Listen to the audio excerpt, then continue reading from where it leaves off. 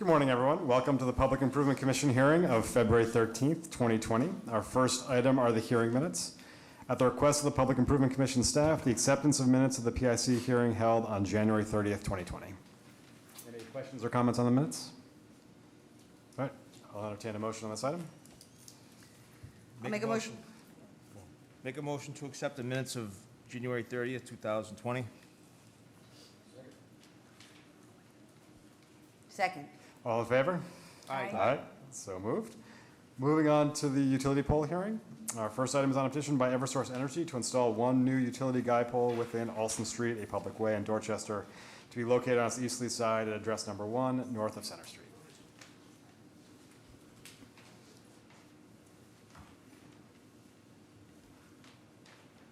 Hi, good morning. I'm Katie Flaherty here representing Eversource. So on Alston Street, on the east side of the street, north of Center Street, Eversource is requesting to install a new guy pole to help relieve the stress on the existing pole that's there.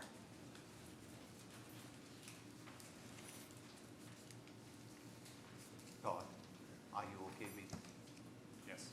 the butter We notification? visited the site. The butter notification, you have visited the site and all of that good stuff? How many other poles are there along that street that are in a stressed out situation? How many other poles are there on that street that are in a stressed out situation, or is this the only one that requires immediate attention? I believe it's the one right one. next to it, 66 over one that would need the Is there any pole calculations taken to come to that conclusion about the stress on the pole and others on the street? The engineer that designed this job would have done that. I don't have that information with me right now. That would be very important to have here because we want to see what the overall scope is and what the overall poles that are on that street. If they're saying that this one is stressed and structurally deficient, we'd like to know the status of the other poles on the street also. Should they be coming over a hydrant?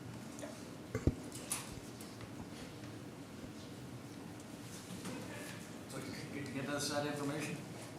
I can bring that concern back, sure. It's not a concern, it's a request. You can submit that to me. Other questions or comments on this action? Todd, Robbie? All set. Members of the public? All right, I'll entertain a motion on this item pending final approval based upon your submission from Eversource to the PIC of information about the stresses on the current poles on the block as well. Sure.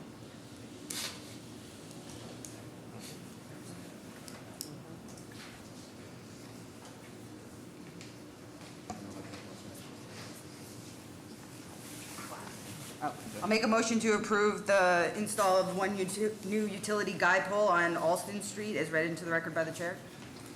Second. All in favor? Aye. So moved. Moving on to our next item on a petition by Eversource Energy to install one new utility pole within Allerton Street, a public way in Roxbury to be located on its southwesterly side, southeast of Girard Street.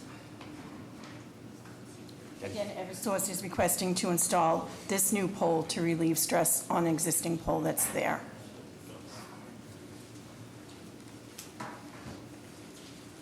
Why is it at the back of the sidewalk?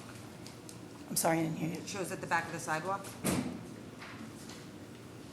Oh, it does. I'm not sure about that.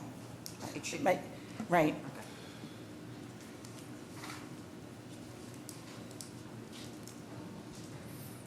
Okay. Again, housekeeping details, I think the pole, it seems like from your pictures. photos, yeah. From the photos, that the poles that are in need of attention or the stress situation, is it a double pole situation? It does look like a double pole. Okay, so when we install this, the new pole, are you going to remove that second pole, or are we having two double poles here, a single pole here to manage this stress, and are we still going to have the double poles there?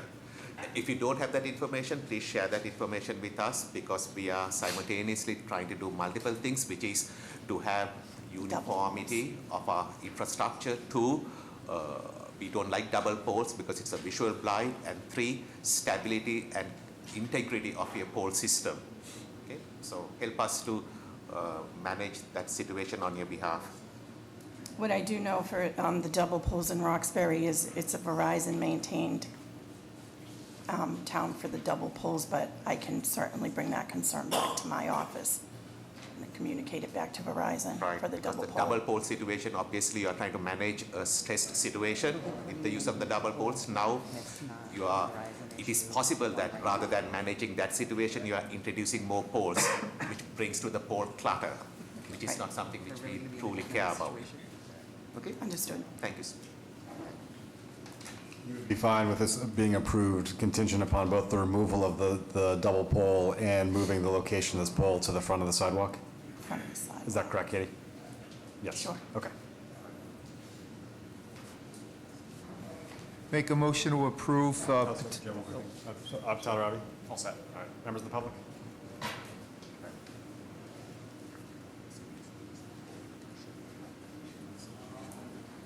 make a motion to approve a petition by Eversource to install one new utility pole within Allerton Street as read in the record, contingent upon Eversource providing additional information on removing a second pole and providing more specific information on the location. And one quick, specific location being moving the pole to the front of the curb. We're still second with that? Second. All right. All in favor? Aye. Aye. So moved. Moving on to our third item on a joint petition by Eversource Energy and Verizon New England Inc. to install one new utility pole within East Eagle Street, a public way in East Boston, to be located on its northerly side west of Condor Street.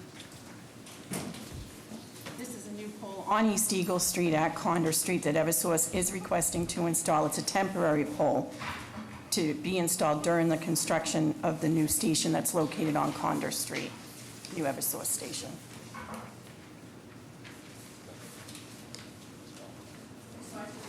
Boston Water and Sewer has a catch basin near that location. Just be aware that's there. Okay. Thank you. I don't know the answer to this question, so that's why I'm sort of asking it. The removal process of your temporary pole, how does that get triggered? Meaning, we authorize you to put that pole. Okay, so let's assume 6 months later or 6 days later, the functionality of that pole is no longer there. What is the process through which you take that pole off and makes our records clean? When the job is complete, and I have that it's going to be for approximately 24 months, we would go out then and return and remove that temporary pole. And then do you notify the PIC staff that you have removed that pole?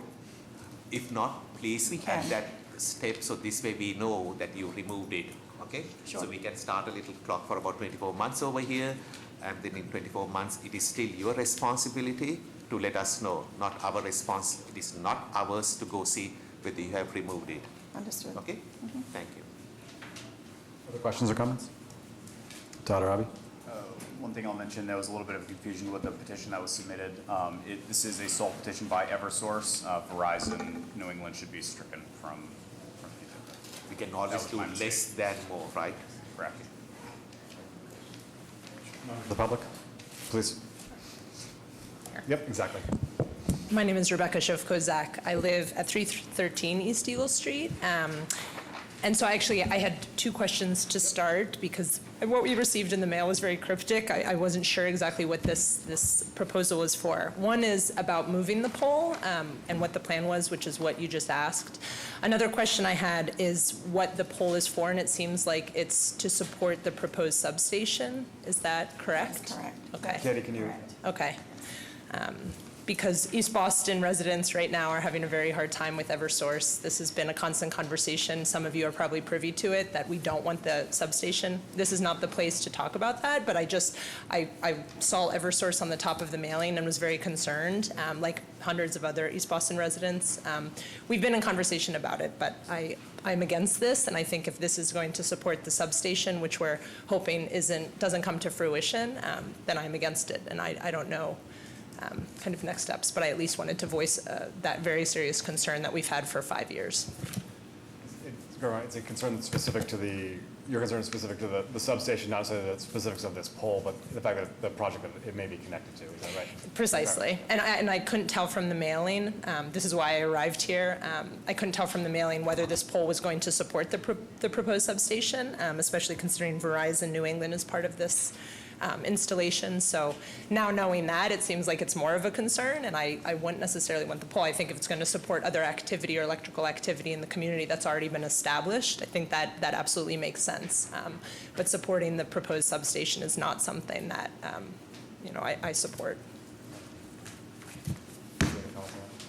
I don't have a comment. So if you,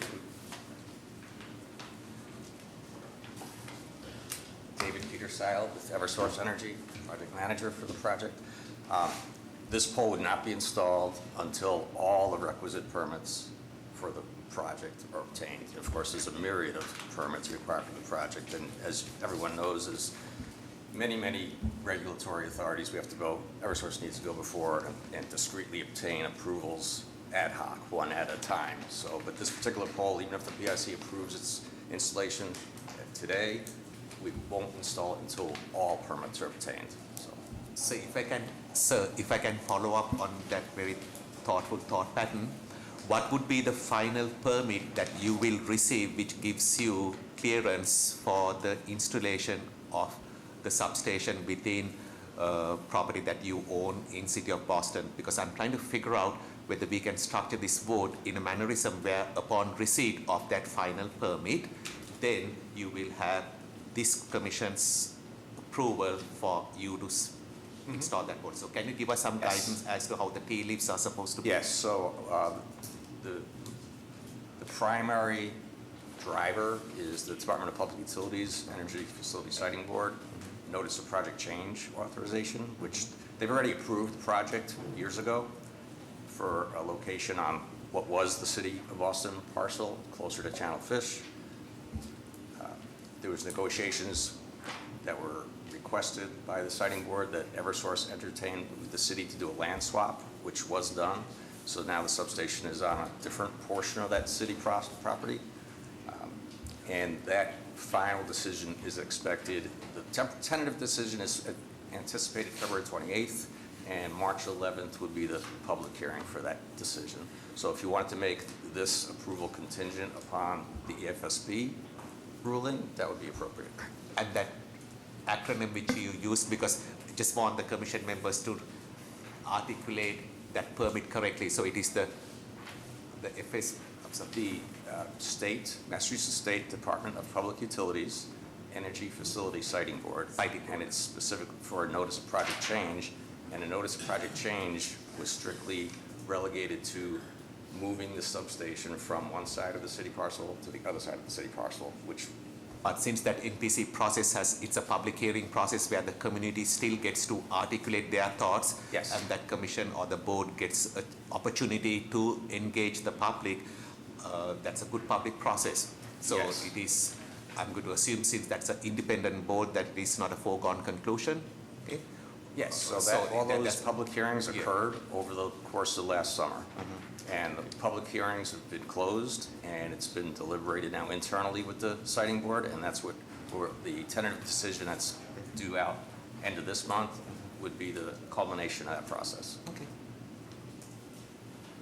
So we could, basically, Eversource could certainly wait until March to put this temporary pole in. There's no problem with that. Is there a reason you're seeking the approval now rather than after? It's no different than we happen to go to Conservation Commission for individual approvals. You know, with a site plan approval process has already gone to Boston Water Sewer Commission. Chapter 91 license application has been filed. Every project has numerous permits that have to be applied for, so this is just one more. And this being a temporary installation, it seems somewhat innocuous. Although one thing is parallels this, I've been in conversation with Joe Sullivan at Street Lighting Division. There's one utility pole on Condor Street which has the only light fixture for Condor Street, and it's not really. Condor Street should have more illumination. So this one pole on Condor Street, 2192/26, that part of this proposal would install a replacement pole for. I suggested to Joe Sullivan that we add a light fixture, a street light fixture to that pole to That's help a- illuminate Condor Street for the public way. That's a supplemental city task which the city can exercise in different ways. I just don't want the two to be tied together, but for the purpose of this public hearing, okay?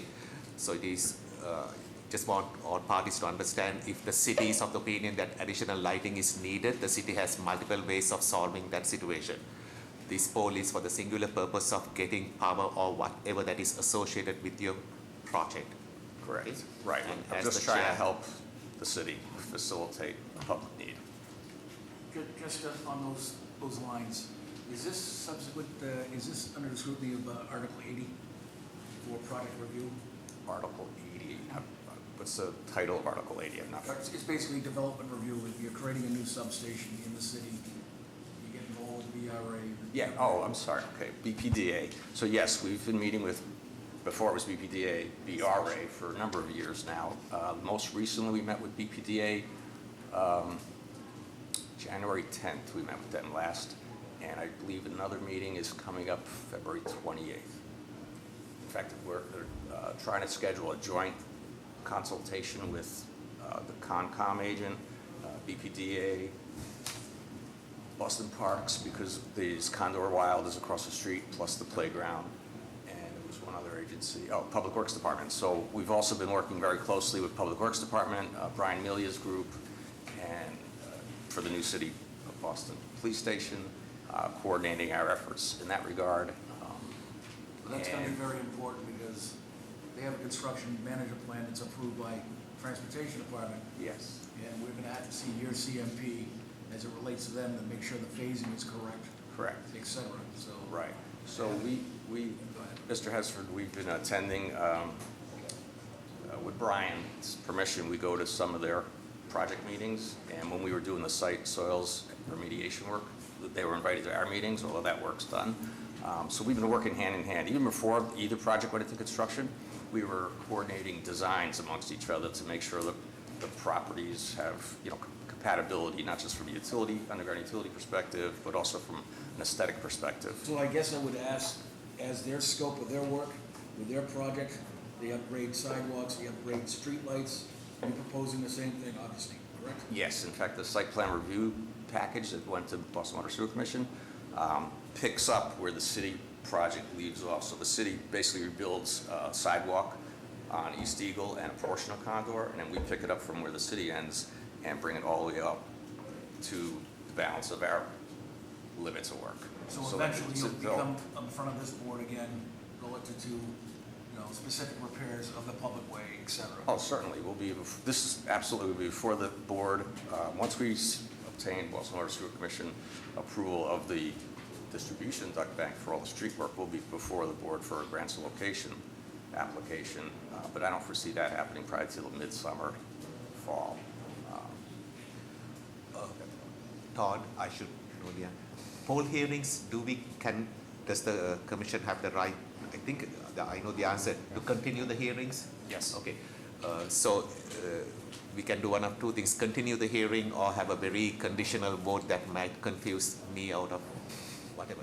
So do you have any concerns about us continuing this hearing to a date where it is past, beyond the DDE, The DPU. DP, whatever? Am I making any sense to you?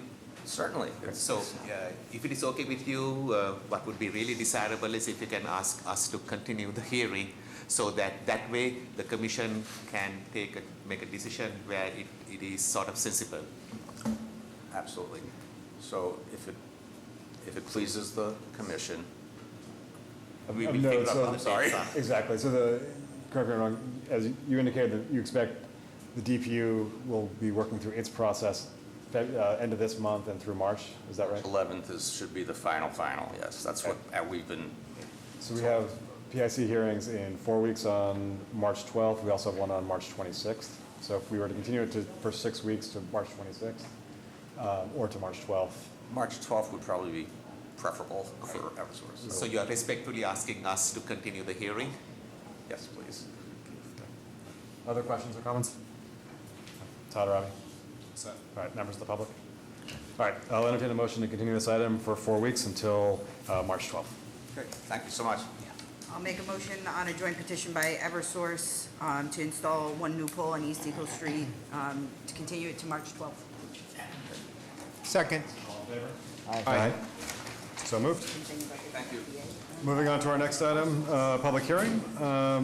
Our first item is on a petition by the City of Boston Public Facilities Department for the making of specific repairs within Paris Street, a public way in East Boston located at numbers 112 and 113, generally between Gove Street and Porter Street, and consisting of curb and sidewalk reconstruction, as well as new and relocated pedestrian ramps, traffic signal infrastructure, storm drain infrastructure, and a raised crosswalk. This was new business on January 30th, 2020, and this is shown on our plans entitled City of Boston Public Works Department Engineering Division Specific Repair Plan, Paris Street Pool House, 113 Paris Street, East Boston, 2 sheets dated January 23rd, 2020. Awesome. Good morning, Commission. My name is Robertson Castor. I am the project manager for Public Facilities Department, working on the Paris Street Pool renovation project.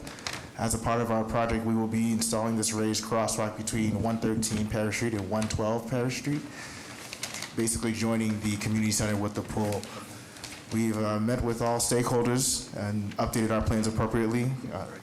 I'm going to defer over to Stephen Bernstein, our civil engineer, to talk more about the technical portions of this project. Thank you. Hi, I'm Steve Bernstein from SLB Group, LLC. Good morning. As Robinson said, we revised the drawings dated January 23rd and proceeded to put in bump outs as requested by the Public Works Department. And we worked in some handholds and electrical work for future pedestrian crossing lights to be worked out with Transportation Department. May I approach the board? Please.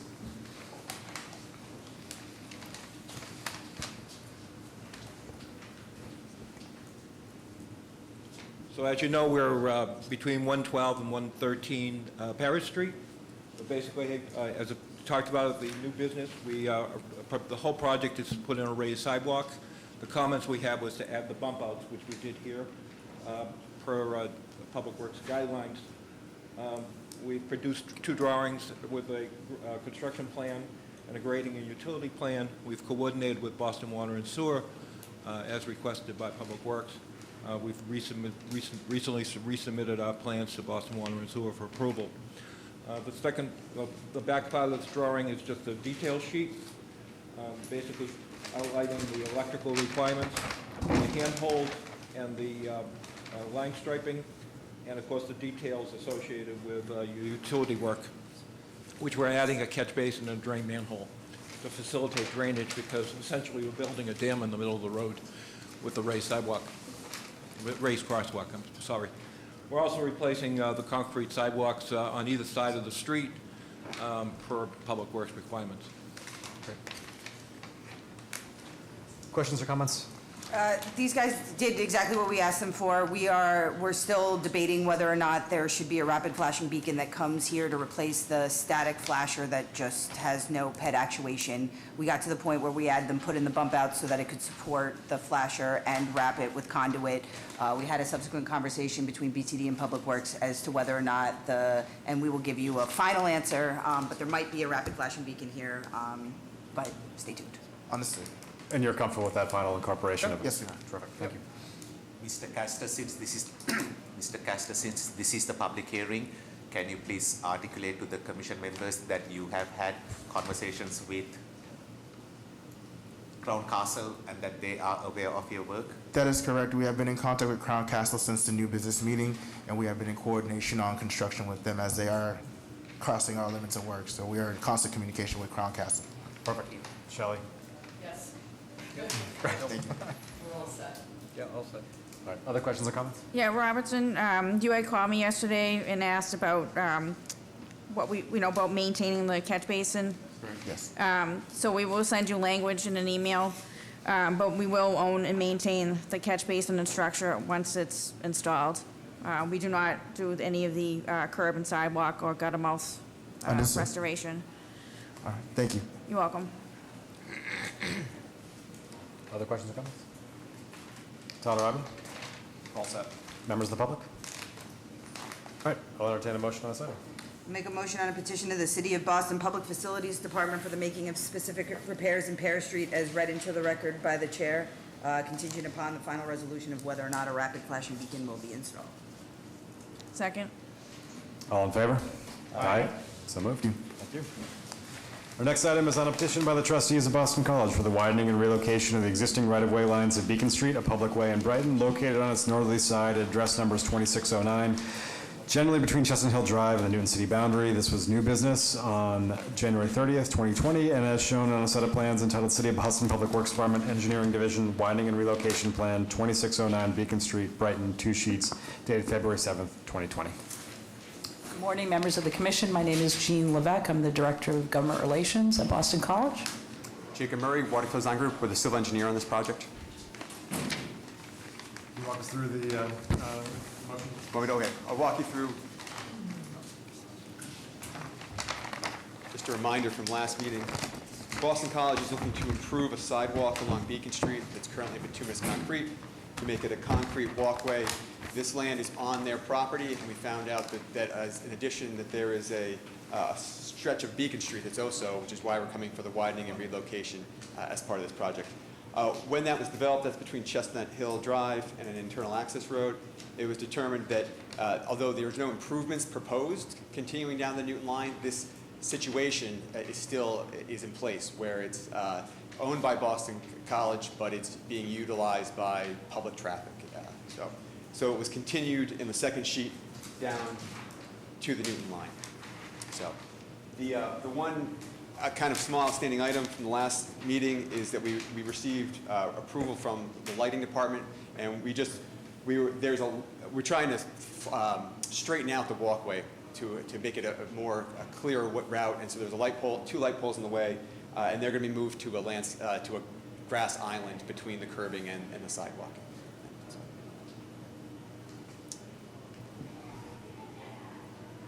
The lights will be within the right-of-way. It's going to be wide within the bushes, sort of that pitch that... Yeah, so instead of going around, having to jog around the light pole, we're just moving the light pole. Oh, it's fine. Yeah. Other questions or comments? Don Rob? All set. One thing, I'd like to extend a congratulations to Boston College on their heat pump win. Oh, nope. No, it was more. Well, when I can't root for Boston College, I root for Northeastern, and I was there till the end, so go Huskies on that one. It's all good. The integrity of this commission. Thanks, Gene. You're welcome. Todd? All right, members of the public? All right, I'll entertain the motion on the widening and relocation. I'll make a motion on a petition of the trustees of Boston College for the widening and relocation of the existing right-of-way lines of Beacon Street as read into the record by the chair. Second. All in favor? Aye. So moved. Thank you very much. Moving on to our next item, on a petition by the Freeport South Boston LLC for the making of specific repairs within West 6th Street, a public way in South Boston, located on the southwesterly side at the rear of 270 Dorchester Avenue, northwest of B Street, and consisting of new groundwater recharge infrastructure. This was new business on January 30th, 2020, and this is shown on a plan entitled City of Boston Public Works Department Engineering Division Specific Repairs Plan, 270 Dorchester Ave, Boston, 1 sheet dated October 2019. Good morning to members of the commission. I'm Jim Heffernan. I'm part of the ownership group of the Freeport South Boston. And as a brief reminder, this is the 114 mixed-use condominium development at 270 Dot Ave. Good morning, John Schmidt, Niche Engineering, Husky alum, here on behalf of 270 Dot Ave.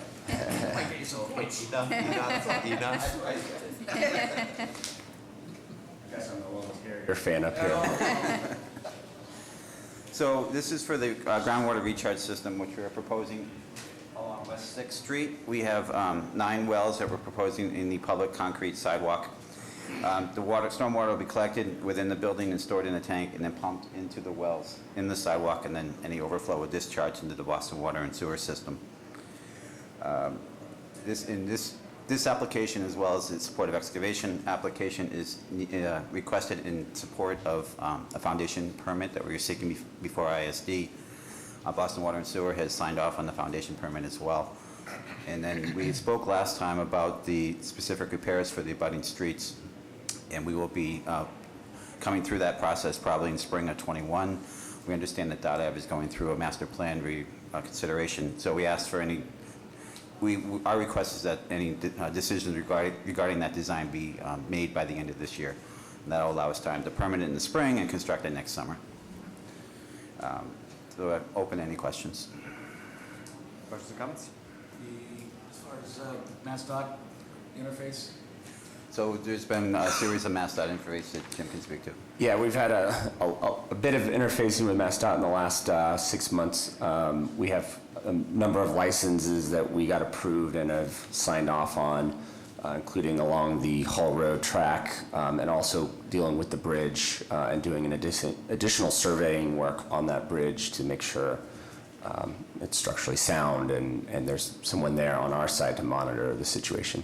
And also in addition to the seismographs required to go into the Red Line T tunnel, so when the foundation work's going in, the sheets are being driven in, there is a monitoring system in place to protect the Red Line tunnel.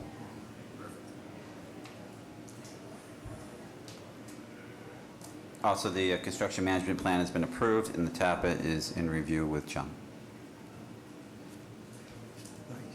The adjacent bridge that goes over the Hall Road on your side, does that have the water line that is going? It does, yeah. Okay.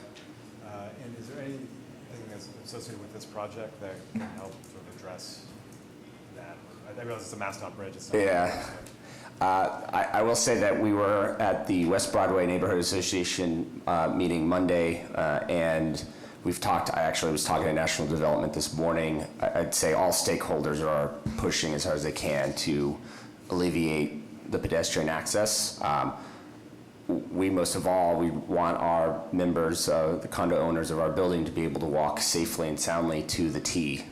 We're a transit-oriented development that's really important to us. So we are in full support and doing everything we can to expand the sidewalk and work with MassDOT on improving that pipe. I mean, it doesn't seem necessary to either this specific repair plan or the next action on the agenda, but is there anything about the way in which you were building this that would help unlock another way, being able to handle that bridge crossing and widen pedestrian or provide a Yeah, we are, the sidewalk is being widened along Dot Ave where we are, and part of BPDA's request, we had a transformer that was going to be on the Dot Ave street side. It's being moved over across to allow flexibility on the width of the sidewalk. Got it. Face the building is also set back 10 feet or so. Oh, yeah, I think the face of the building is also set back 10 feet, again, allowing for more of access and the landscaping. Got it. Yep. Okay. Other questions or comments? Tom, Robbie, sorry. What's that? Tricia? Good morning. My name is Patricia Mendez from the Disabilities Commission. So regarding the width of the sidewalk, we were really interested in having a little bit more room for the sidewalk because there is an existing tree pit that we don't want to compromise. So we were talking to the development team about having 7 inches extra on the sidewalk in order to meet the 5 feet clearance for the sidewalk in Dot Ave.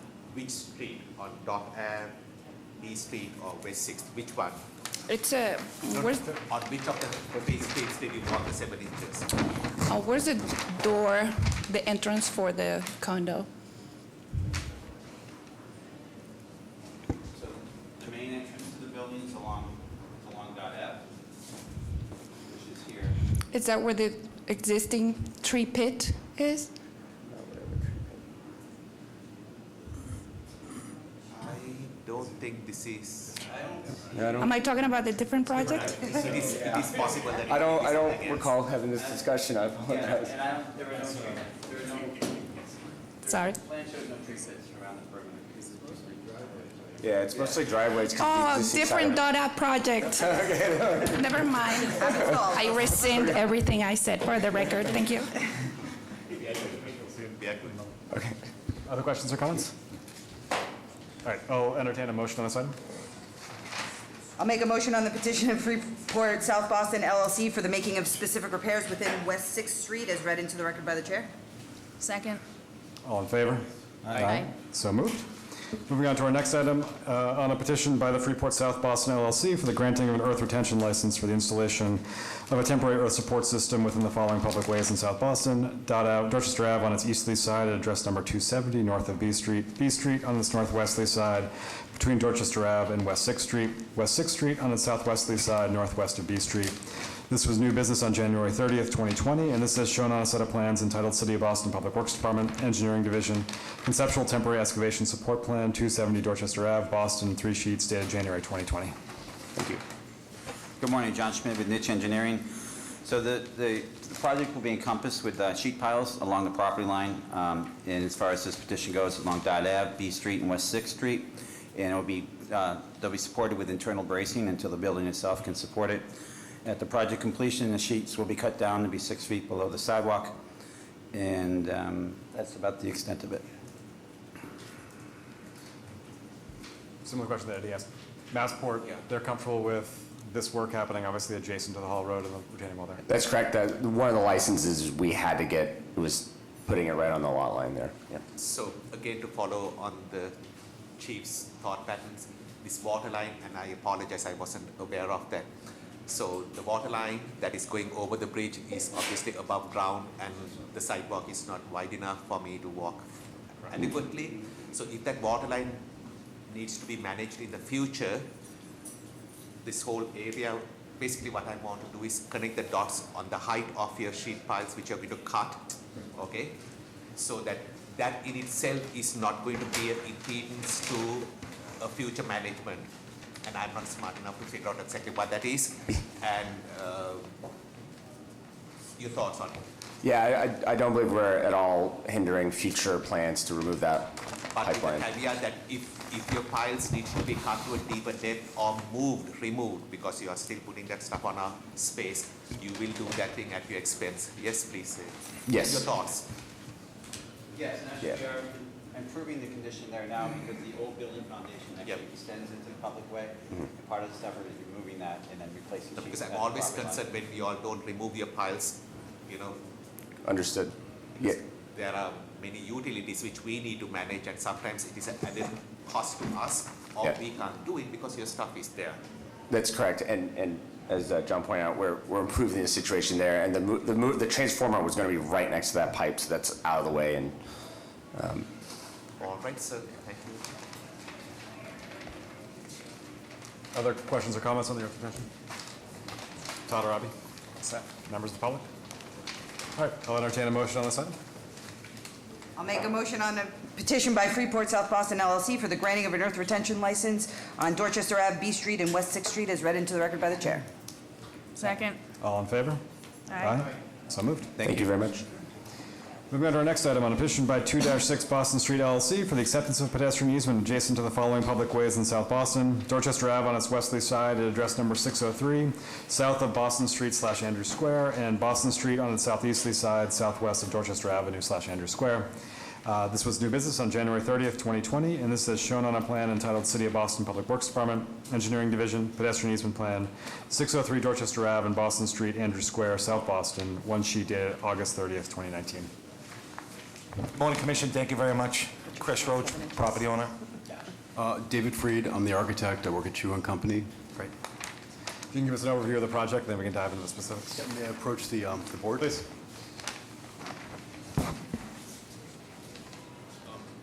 Our project is a 24-unit transit-oriented development at the intersection of Dorchester Avenue and Boston Streets.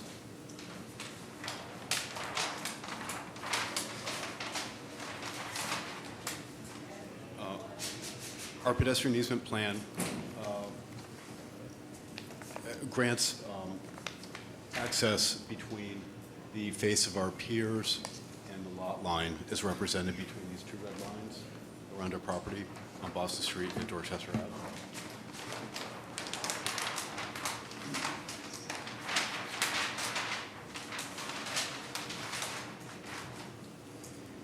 And then regarding the specific repairs. If we could, sorry, just focus on the pet easement, we'll take that Sure. action and then go to the sewer repairs. Do you mind just walking us through the specifics of the pet easement on the previous?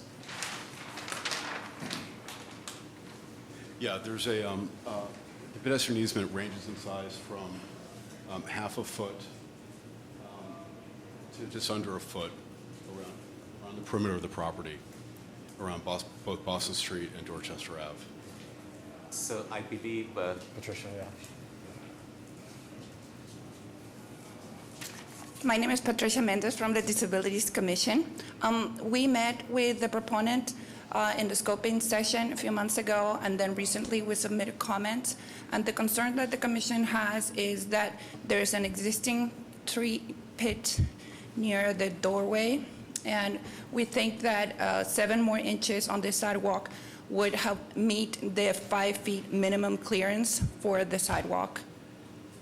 so what that translates to is right now you have 0.51 feet, roughly about 6 inches of an easement which you're giving through that area. If Ms. Mendez's request is to be granted or entertained, that requires another, obviously 7 inches, and I'm not sure whether that impedes your property building line. And it may, your thoughts, sir? No, and please forgive me because I'm slightly confused. We had extensive conversations with the commission, and I thought that we had an agreement. So I'm slightly unprepared. We were working and communicating with them and thought that we had reached a solution. Understanding. So the most important thing is certainly accommodating and working with them and being solution-oriented. So we're slightly unprepared, and I'll defer to David as a technical expert. So, but having said that, we truly appreciate your engagement, your willingness to engage, and your cooperation. That we truly appreciate. We just want to make sure that by giving a further 7 inches, that it's not going to completely make your building. No, and I understand the question, and thank you very much. I just would prefer to defer to any technical question to the experts. Yeah, when I spoke with Sarah on Tuesday, she had, Sarah Lung, she had a conversation, I believe, with the commissioner who had said that we could install a tree grate that would be coplanar with the surface, and that was an acceptable solution, and that's what we amended our plan to show. So rather than adding 7 inches of the pedestrian easement, making a change in the specific repair plan to have a tree grate that would provide that 5 feet. Yes, yes, and that would be maintained by That's the property owner. better. Yeah, I can follow up with the Disabilities Commission and the Parks Department to make sure that the tree grade and the widths and everything that we have available from a pedestrian standpoint is acceptable to everybody while still maintaining the long-term viability of this existing street tree. We can work that out and make tweaks to the plan if necessary, the other tree provided getting that's acceptable. I'm sorry. The other tree getting agree? You got 2 on one side, it Yeah. seems like, We you know, could- like, we're sure, we close, but certainly it can seems add like the one. Yes. extra inches help both trees. Yeah, we certainly can have that. We accept this Band-Aid solution, but my department is frustrated with having given feedback months ago, and this is new construction, new building, so there's no really hard constraints that we can be flexible about. We don't want to compromise the tree. We don't want to be at odds with the park department. We work very hard to communicate and to give feedback for the process. For this time, as a Band-Aid solution, we're okay with that. Thank you. Thank you. Other questions or comments on the pedestrian easement before we get to the repairs? Tyler, Robbie? We're all set with this one. All right, members of the public? All right, I'll entertain a motion on this item. I'll make a motion on a petition by 2 to 6 Boston Street LLC for the acceptance of a pedestrian easement adjacent to Dorchester Avenue and Boston Street as read into the record by the chair. Second. Favor? Aye. So moved. Moving on to our next item on a petition by 2-6 Boston Street LLC for the acceptance, for the making of specific repairs within the following public ways in South Boston, consisting of curb and sidewalk reconstruction, new and relocated specialty pavement and street trees, as well as the removal of an existing planter and 1 driveway curb cut. The locations of Dorchester Avenue on its westerly side at address number 603, south of Boston Street / Andrews Square, Boston Street on its southeasterly side, southwest of Dorchester Avenue / Andrews Square. This was new business on January 30th, 2020, and this is shown on a plan entitled City of Boston Public Works Department, specific repair plan, 603 Dorchester Ave and Boston Street, Andrews Square, South Boston, one sheet dated August 2nd, 2019. Thank you. So our scope of specific repairs entails the installation of a new tree well closer to the intersection so that we have 5-foot clearance on the sidewalk. It will be we specified the tree species to be Japanese tree lilac, 3-inch caliber. We're going to be removing the existing curb cut where the driveway presently exists and repair that section of curb. We'll be adding a tree grate to the existing tree well closer to our main entrance. And there are some miscellaneous sidewalk repairs that we'll be doing to match the city standards along Boston Street. Sir, if you don't mind, if you could repeat your name because this is another public hearing. I'm sorry, my name is David Freed and I'm with Chu & Company. Thank you, sir. You still show the pet easement going to your building face and through the columns on the specific repair plan and not to the face of the columns. Like, this dashed area is labeled as your new widened concrete sidewalk pedestrian easement. On Boston Street. That language has been removed on the plan I sent Todd on Tuesday. We clarified that and coordinated that. Sorry about that. If there's any Just to go on, confusion. in the final plans, they'll also show tree grates for both tree pits? Yes. Okay, and Yes. that those tree grates will be approved by PIC and the Mayor's Office for Persons with Disabilities? Yes. Sir, from your perspective, it is important that your team members provide us those necessary adjusted plans because for the PIC staff to go record this stuff in the Registry of Deeds, we need to have the accurate things. So if you could impress upon your team members to get that information to us in a timely manner, that will help us to record this to your satisfaction. Absolutely. Okay? Yep. Thank you very much. You're also repairing 2 small pieces of sidewalk, if you could connect them so that, it's got a brick strip and everything, it's gonna look Yes. Which two ones? These 2 black boxes are sidewalk repair. Was there a reason why you omitted that, sir? That's where our new... Utilities are coming in. Yeah, our utilities are coming in there.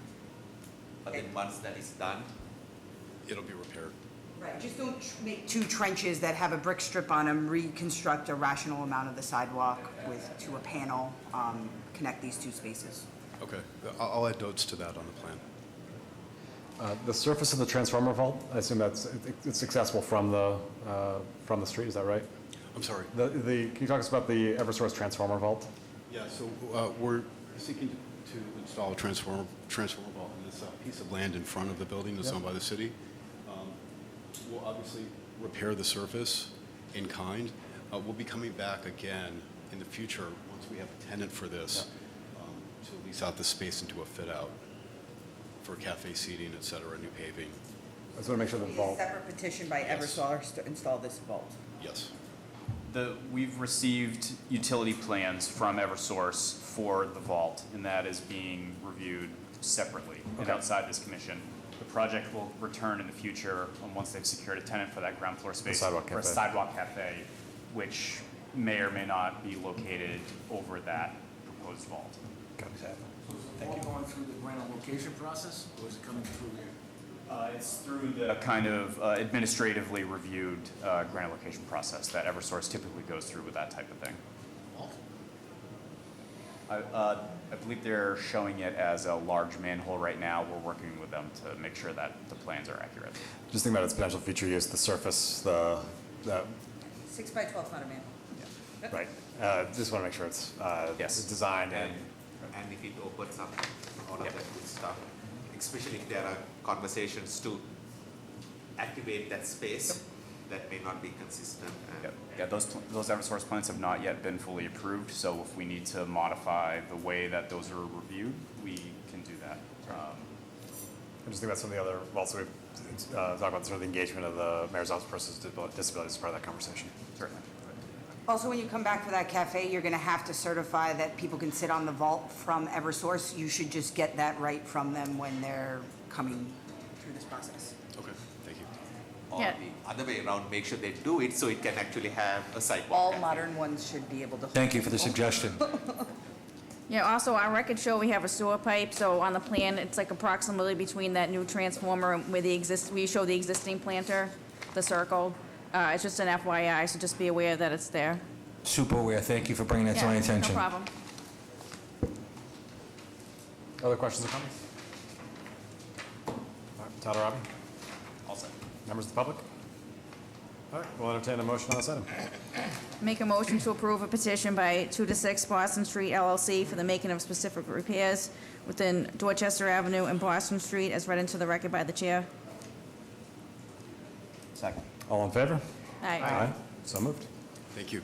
Have a great day. Thank you very much. Moving on to our next item on a petition by TC Systems, Inc. for a grant of location with lead company status and no participants to install new telecommunications conduit with city shadow within the following public ways in Dorchester: Blue Hill Avenue, generally between Havelock Street and Wilcox Street, and Havelock Street southwest of Blue Hill Avenue. This was new business on January 30th, 2020, and this is shown on a plan entitled City of Boston Public Works Department, Engineering Division, Grant of Location Plan, Proposed Conduit Placement, Blue Hill Avenue at Havelock Street, City of Boston, one sheet dated January 23rd, 2019. Good morning. My name is Adam Heller from Sienna Engineering Group, representing TC Systems. At the new business hearing 2 weeks ago, we were asked to return with, or coordinate with Extenet, the other party involved in this build, and, have a firm explanation of the appropriate, responsible parties for which sections are being built and everything. Unfortunately, we do not yet have in writing the full explanation and, legally binding agreement that we had asked for them, and because of that, I would like to ask for a continuation on this public hearing for 2 additional weeks. Goody, thank you. Because I missed something and I thought if you ever set up plan, one of your crossings are obviously crossing the median of Blue Hill Ave. So we have many thought patterns on the median, and I would very much be concerned about how we are going to cut through the median, because you will have to adjust our edge stone and so if you can avoid the median at least by about a few You're very feet. close to the edge of it. Okay, so I apologize, I didn't catch that the last time, but Todd, can you make sure that they readjust those plans and have the plans reflect accordingly? Certainly. So that they're not, otherwise I may end up chopping up your thing later. Sure. Okay, so we can try to revise the running line to avoid the median entirely? Like, avoid the median. Okay. So just get 3 sets to me next week sometime. Sure. Can do. Other questions or comments on this? So I just want to clarify that what you related to the different parties involved in this, we want a comprehensive who owns this. Absolutely. That's Yes. what we're looking for. Yes, and This thing about having different contractors doing different work and ownership, that doesn't fly. yeah, absolutely. That needs to be solved. Yeah. It makes it extremely awkward for us and challenging to figure out who is on first base. Of course, understood. Yeah, so once we have something in writing, I'll have a, full explanation. Other questions or If you comments? could just give the, PIC staff a heads up as you draft it, in case we have to make specific comments on it. Absolutely, yeah. We had discussed with Todd earlier last week, actually, to kind of run that by before this hearing, so. Perfect. Other questions or comments? Todd or Robbie? All set. Members of the public? All right. I will entertain a motion to continue this for 2 weeks until February 27th. I will make a motion to continue a petition by Crown Castle Fiber for a grant of location, or for TC Systems for a grant of location on Blue Hill Ave and Havelock Street to February 27th. February 22nd. As read. Second. All in favor? Aye. So moved. Thank you. Our next item is on a petition by Crown Castle Fiber for a grant of location with lead company status and no participants to install new telecommunication conduit with city shadow within the following public ways in East Boston: Paris Street from address number 112 to Gove Street, and Gove Street northwest of Paris Street. This was new business on January 30th, 2020, and this is as shown on a plan entitled City of Boston Public Works Department, Engineering Division, Grant of Location Plan, 112 Paris Street, Boston, one sheet, dated June 2019. Good morning. Good morning. I'm Shelley Cullen with Axis Engineering, here representing Crown Castle. And when we were here for new business, we talked about the raised sidewalk, and as you heard from Roberson, our engineers have spoken with him and Steve Bernstein, who's their engineer, and we will make sure we get in first and then coordinate their construction. So there's no concern about them disrupting what we put in. Just process stuff, Edie, correct me as to how this is going to get done. So you will install this stuff at a certain depth. Correct. Okay, so I'm going to assume immediately after that, Miss Utility, what's our big safe? People will know of your asset, okay? Because then a separate contractor is going to come, and I'm just a little bit concerned about the fact that there's some major surgery going to be done here, and your baby sitting somewhere below, and it's not going to be properly marked, okay?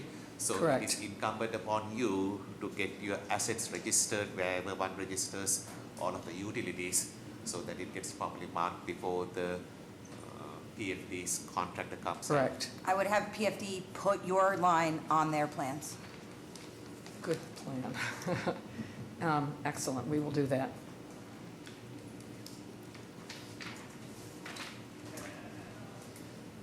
Yes, that should. Other questions or comments? Shelley, we might have covered this in new business. On Gove Street, the handhold that you're putting in is 3 feet by 3 feet. Correct. Any reason why it has to be that large and has to be in the street bed versus in the furnishing zone? This is for a pull point Got it. and for splicing. They're not able to do that anyplace else. Anyplace else. Got it. Yeah. Okay. That's always the first thing I ask them is, can you Thank you. get rid of some of these manholes? Todd or Robbie? We're good. All right. Members of the public? All right. I'll entertain a motion on this item. I'll make a motion on a petition by Crown Castle Fiber for a grant of location on Pear Street and Gove Street, as read into the record by the chair. Second. Aye. Aye. So moved. Moving on to our next item on a petition by Crown Castle Fiber for a grant of location with lead company status and no participants to install a new telecommunication conduit with city shadow within the following public ways in Roxbury: Humboldt Avenue between Seaver Street and Brookledge Street, Seaver Street at Humboldt Avenue, Brookledge Street southeast of Humboldt Avenue. This was new business on January 30th, 2020, and this is shown on a plan entitled City of Boston Public Works Department, Engineering Division, Grant of Location Plan, Seaver Street, Humboldt Avenue, Brookledge Street, 129 Elm Hills Ave, Boston, one sheet dated July 2019. That's a mouthful. Yes, again, Shelley Cullen with Access Engineering for Crown Castle. And when we were here, the issue of Seaver Street being a guaranteed street came up. And I'm sorry I didn't know it at the time, but that has already been approved. They already put in the hardship letter and resolved that conflict on September 18th to do that construction. Seaver Street is Guaranteed. is guaranteed, and that's expiring soon.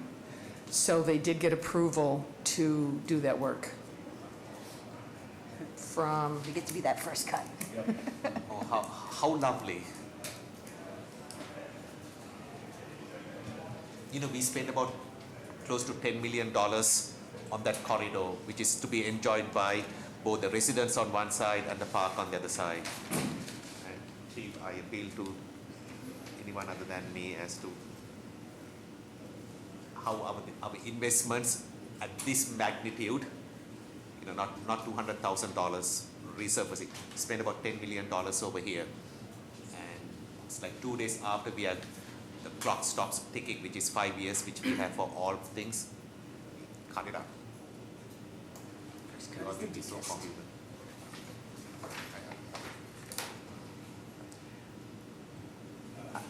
I'm not sure what the requirements would be for them to do any resurfacing or anything in that area. Is there any way for that cut? So this is where we need your assistance, because once we have passed the guaranteed list streets, then we can have 20-year-old streets which are fairly beaten up, and then brand new streets. However, we have one trench repair detail, whether it is 20 years old or 2 days beyond the thing. So your contractors need to exercise some serious caution about the quality of the restoration that needs to be done. Correct. Pretend that it is in front of their place of work or their home and how it needs to be treated. Because Understood sometimes completely. the cuts are half hazardous, you know, Mhm. and then the repairs are even more interesting. meeting? I'm not sure when it was, but there was another cut that they did on Why- Seaver Street. Yes, I'd I'm like to sure find out that's who just that one person example. is and then have a chat with that person. Correct. Because they did not pay respect to the quality of that investment. I will do that, definitely. And you're saying there's no other way for you to meet your needs other than chopping up Seaver Street? Correct. They looked at everything. And this is for the Boston Housing Authority. The node is, so you're pulling from the existing node that's within Franklin Park, or essentially on, or Sorry, I'm not sure. Do you know, Todd? No, it's from, it's a manhole to a riser on Brookledge. I don't think there's a node involved in this. They're going into existing conduit, So it's which just is pulling where from, they'll need a splice, yeah. Plan says so. Yeah, it's going to 129 Elm Hill Ave. when Seaver was done, and correct me if I'm wrong, there is some decorative street print in the crosswalks. There's some work which we would need to see within the intersection, which we can work on as part of the plan, but it will be, it will certainly cut into a lot of the specific elements that were sort of requested and then implemented as part of the Seaver Street design that we want to be very mindful of in its restoration. To echo what the chief said, or the chair said, we made an investment just because the 5-year clock stopped. You need to match the investment, the quality of the investment in all its detail. Shelley, please do convey that thing down your food chain to the actual contractor, because you will be subbing that contract work to someone from another place, and he or she is not going, they may not care as much about this street as the Bostonians do. I understand completely. For your, you have this pole, or it says cell node Cell on node, Seaver yeah. Street, and you have a Crown Castle fiber line coming out of it and running parallel to the one that you're requesting. There's an orange line that's labeled Crown Castle that makes the exact same run that you're asking. Down here? Yeah. So it comes out of the same pole that you're terminating in and runs right next to it all the way, and it says Crown Castle, and it hugs the curb line along Humboldt. Okay. Shelley, this is, I think sometimes I've had offline conversations about the quality of the plans that gets put forth, and now in a public setting, I'm conveying that thing to you. Okay, so whoever does the engineering work for you, they need to raise their game so that I don't look like a... Yes. We're just showing existing. And that Crown I Castle fiber don't, crossing. too. I mean, I think it's part of my responsibility to follow this through to the Okay, contractor. so they are making your credibility a little bit awkward. I understand. Okay, and put the commission members where commission member is calling us to make these statements. It's And- not good. I understand completely, and Amy, to your point, I'm certain that they wouldn't be proposing this I don't if there know was why some... they want to, but yeah, I'm with you, Right, but if we. but I will, They you need know, to I give a can, better explanation to you, okay? And try and reassess the use of that conduit to whichever the customers that it serves, rather than making our investment be compromised. however, I can't imagine, again, I can't imagine that they're proposing this work if there was a way that they could use that Then, existing. yeah, no, I'm just more curious than why we're showing a Crown Castle. on I'm it. curious as well, and I'm sorry I don't have that Same one. answer. So But again, I will, Would it be possible for you to accommodate the extension of this hearing until you give us that information, or how it is the pleasure of the commission? my I think we preference... should, because obviously we want to, if we can not rip up the street, that's basically guaranteed, I'd like to get that information, make an informed decision. I can do that, however, if you can approve it today, and if you're not satisfied with this, then we wouldn't get a permit to do the work. I think we want to see it first. Why?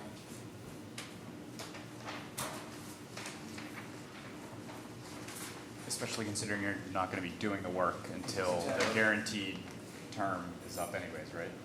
No, they got the approval to do the work before the guarantee is up. So they have no approval to do the work, they have no permit. They don't have the permit because we don't have a grant of location either. All I'm saying is that they put the proper paperwork into I'm sorry, I'm trying to see her name, Katie Cho. She no longer works there. A lot of tracks here, But she did follow through, and they resolved that conflict and got that The right. office schedules the work when it's done. Correct. There's no schedule, you got plenty of time. So let's get that information and then we can get it approved. Okay. I think under the circumstances, it may be best that you sort things out, give the commission members the information which they need, so that when the commission members are being asked to vote on your behalf, that it is not a moment of awkwardness. Understood. Just to confirm, this will connect to a BHA property, right? Correct. And there's not a construction schedule on the BHA property that. Well, my understanding is that's why they put this hardship letter in to Katie Cho. But there's not like a time, I understand they want to go in before the Guaranteed Street, sort of 5 years expires, but you're not aware of a construction coordination issue with BHA? Let me just see. This work needs to be completed prior to the street guarantee that ends September 11th in order to bring the site online and start serving the community. So I think we've got a window that, I think if we. We have a little time. Exactly. Okay. If 2 weeks works for you, we can be. Yes, I may not be here myself, but somebody will be. Okay, thank you, Shelley. All right. Other questions or comments? All set. All right. Members of the public? All right, I'll entertain a motion on this item to continue it for 2 weeks until February 27th. I'll make a motion on a petition by Crown Castle Fiber for a grant of location in Humboldt Ave, Seaver Street, and Brookledge Street to be continued to February 22nd, as read into record by Chair. Second. Aye. Aye. So moved.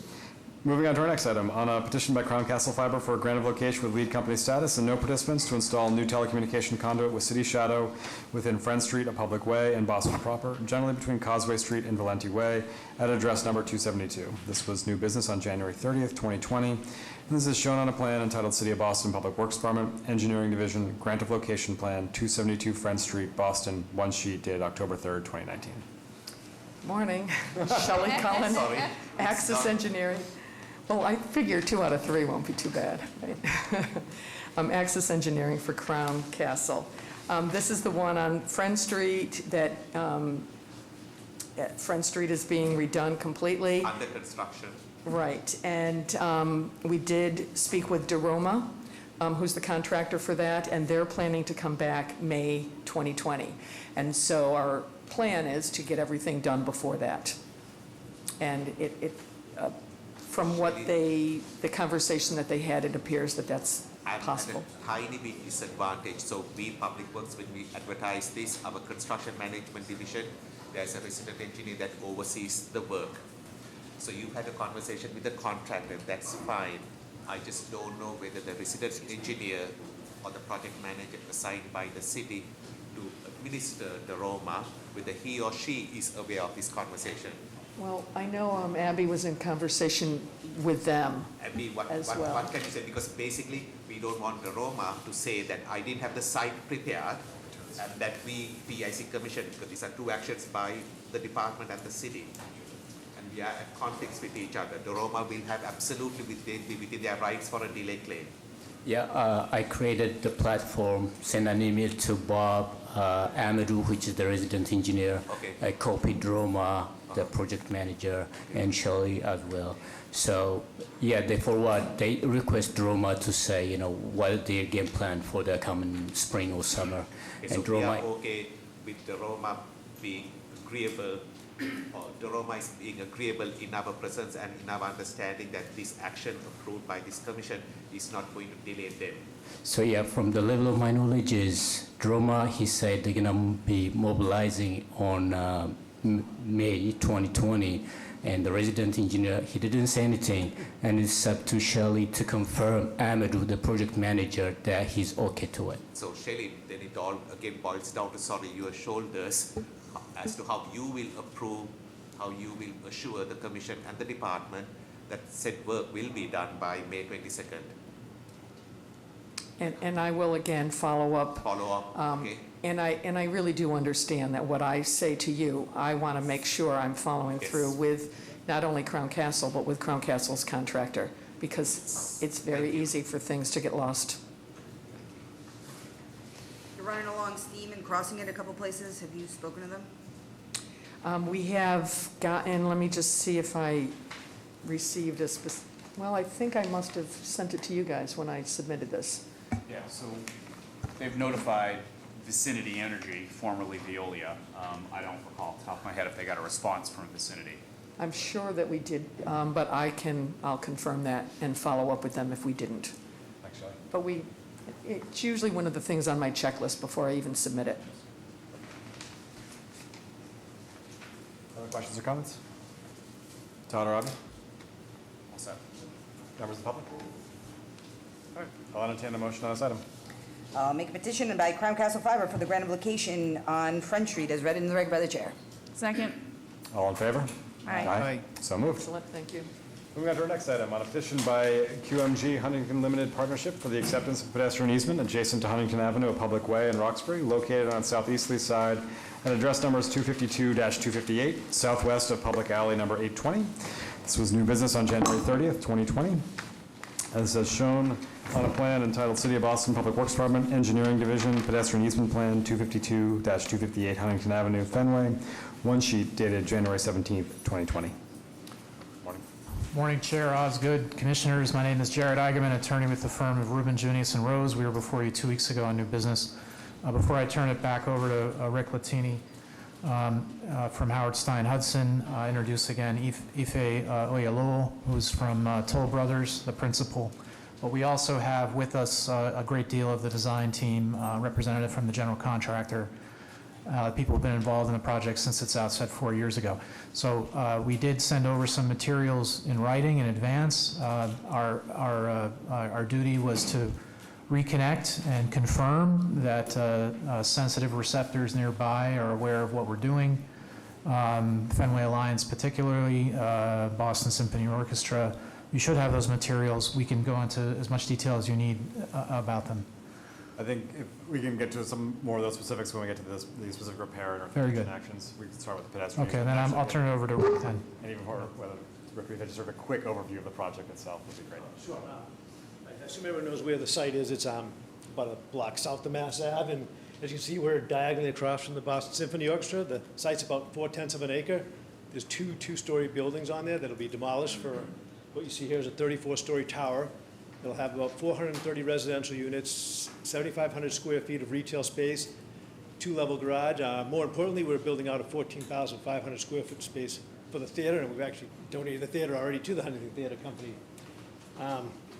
So the first petition is an easy one, the pedestrian easement. The existing sidewalk for the city is about 7 foot 8 inches, not including the curb. When we met with disabilities, one of the comments was to see if we could give them a 12-foot sidewalk. So that's what's in front of you is a 4-inch wide easement that will give you the 12 feet. Total easement's about 651 square feet. I think this one is pretty straightforward. If you have any questions, though. Questions or comments? Good on this. Patricia? Good. Members of the public? All right. I'll entertain a motion on that. Make a motion to approve on a petition by QMG Huntington Limited Partnership for the acceptance of a pedestrian easement adjacent to Huntington Avenue, as read into the record by the chair. Second. All in favor? Aye. Aye. So moved. Moving on to our next item, on a petition by QMG Huntington Limited Partnership for the making of specific repairs within Huntington Avenue, a public way in Roxbury, located on the southeasterly side at address numbers 252-258, southwest of public alley number 820, and consisting of curb and sidewalk reconstruction, as well as new and relocated specialty pavement, street trees, bike racks, storm drain infrastructure, groundwater recharge infrastructure, and the removal of one driveway curb cut. This was new business on January 30th, 2020, and this is shown on a plan entitled City of Boston Public Works Department, Engineering Division, Specific Repair Plan 252-258 Huntington Avenue, Fenway, one sheet dated January 17th, 2020. Thank you. Good morning, Rick Latini again. Howard Stein Hudson. Just to start off, I think I mentioned before that we are proposing to remove 8 street trees along this frontage. We did have a tree hearing back on January 2nd. I'm still waiting for the final letter that tells us what the bond amount is from the Parks Department, but we don't expect anything to change really from this plan based on their comments. So going from left to right, if you will, we're starting at Public Alley 820, which we are not reconstructing because that's already accessible, has a level sidewalk behind the curb cut. I'm in front of 250 Huntington Ave. we'll have a 3-foot wide permeable paver with 5-foot cement concrete sidewalk behind that. We can't widen that anymore because the building's staying and the entry has a pedestrian ramp that goes up to the property line to get to the entry, so there's no way to give an easement there anyhow, and it's not our property. Moving for the next 70 feet southerly, we are proposing a 4-foot wide furnishing zone with the permeable pavers. Behind that will be an 8-foot wide cement concrete sidewalk. It'll meet city standards, except I think I mentioned we are adding that Black Beauty aggregate that has a little bit of a subtle shine at night that you see in downtown Crossing and some of the theater district. That was read in. We are proposing 4 street trees. They're 4-inch caliper pin oaks. They will be supported with a structural soil system in drip irrigation. Also within the furnishing zone, there are 4 bike racks evenly spaced. And lastly, there's 4 recharge wells, which will recharge the first 1.25 inches off of the rooftop from the proposed building. And we did do, geotechnical engineers here, and we did do mounting calcs to make sure there'd be no adverse impacts on that. When you move further to the south away from our entry, we actually lose the permeable paver and have a completely 12-foot wide sidewalk of cement concrete, which is actually wider. When I'm talking 12 feet, it's within the easement we just talked about in the current right-of-way. Yep. And that is because that's where the new theater entry is going to be, which is actually, if I backtrack, is why we got rid of a lot of the trees, because during the Boston Civic Design Commission, they had requested that because they're anticipating more volume in the pickup drop-off that would go with the new theater entry. I think I covered most things on the specific repair. If you have questions on that in particular. Yeah, go ahead. Go ahead, Para. No. Oh, thank you. I was just wanted to ask where you were on the Boston Water and Sewer site plan approval process. I just got what I hope are last comments from Phil Larac last night. Okay. So I'm hoping to do the 5 plan submittal after I meet with him, so. Okay, I was just going to make the comment that, his comments will have to be addressed. Yep. Yeah, thank you. Thanks, Para. Sorry. No, go ahead. Thank you. Rick, you are removing 8 trees. Correct. And you're planting 4.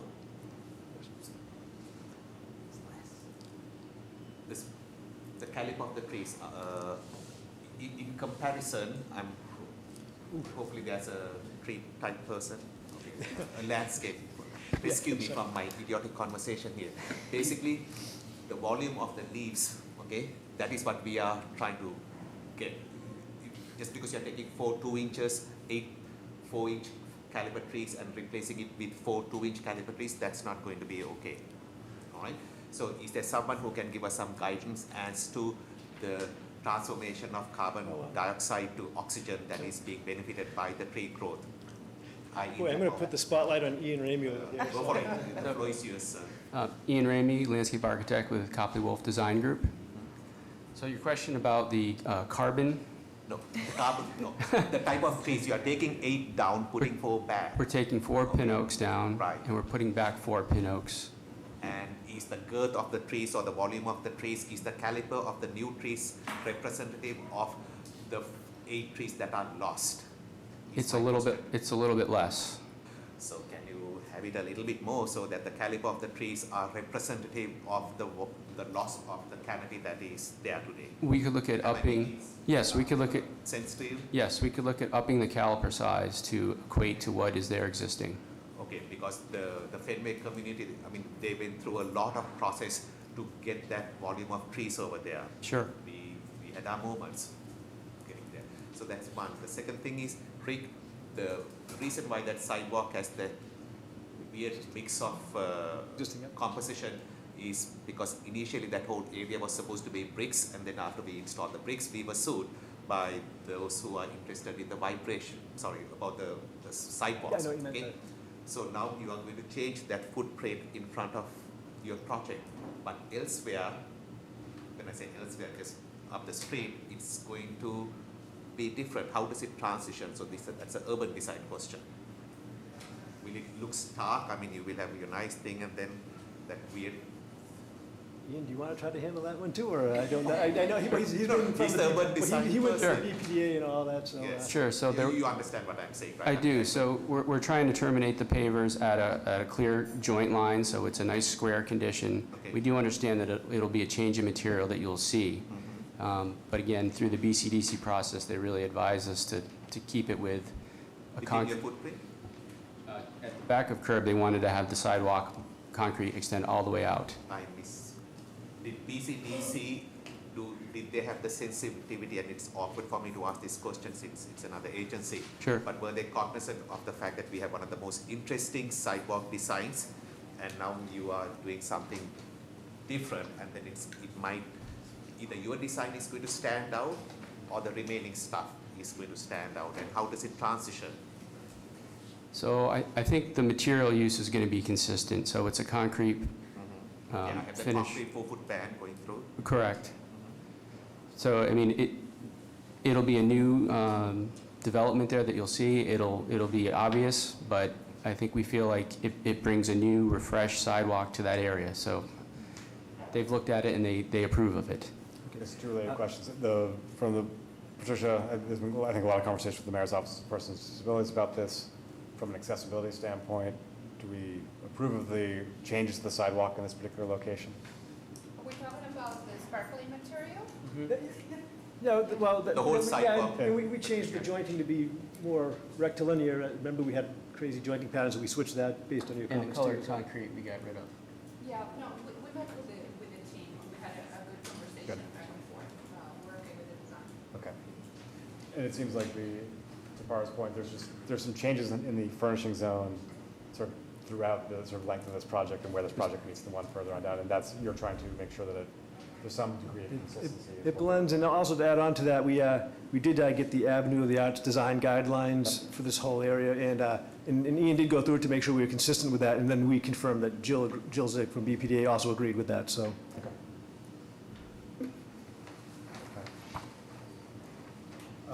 And you are you are maintaining all of this.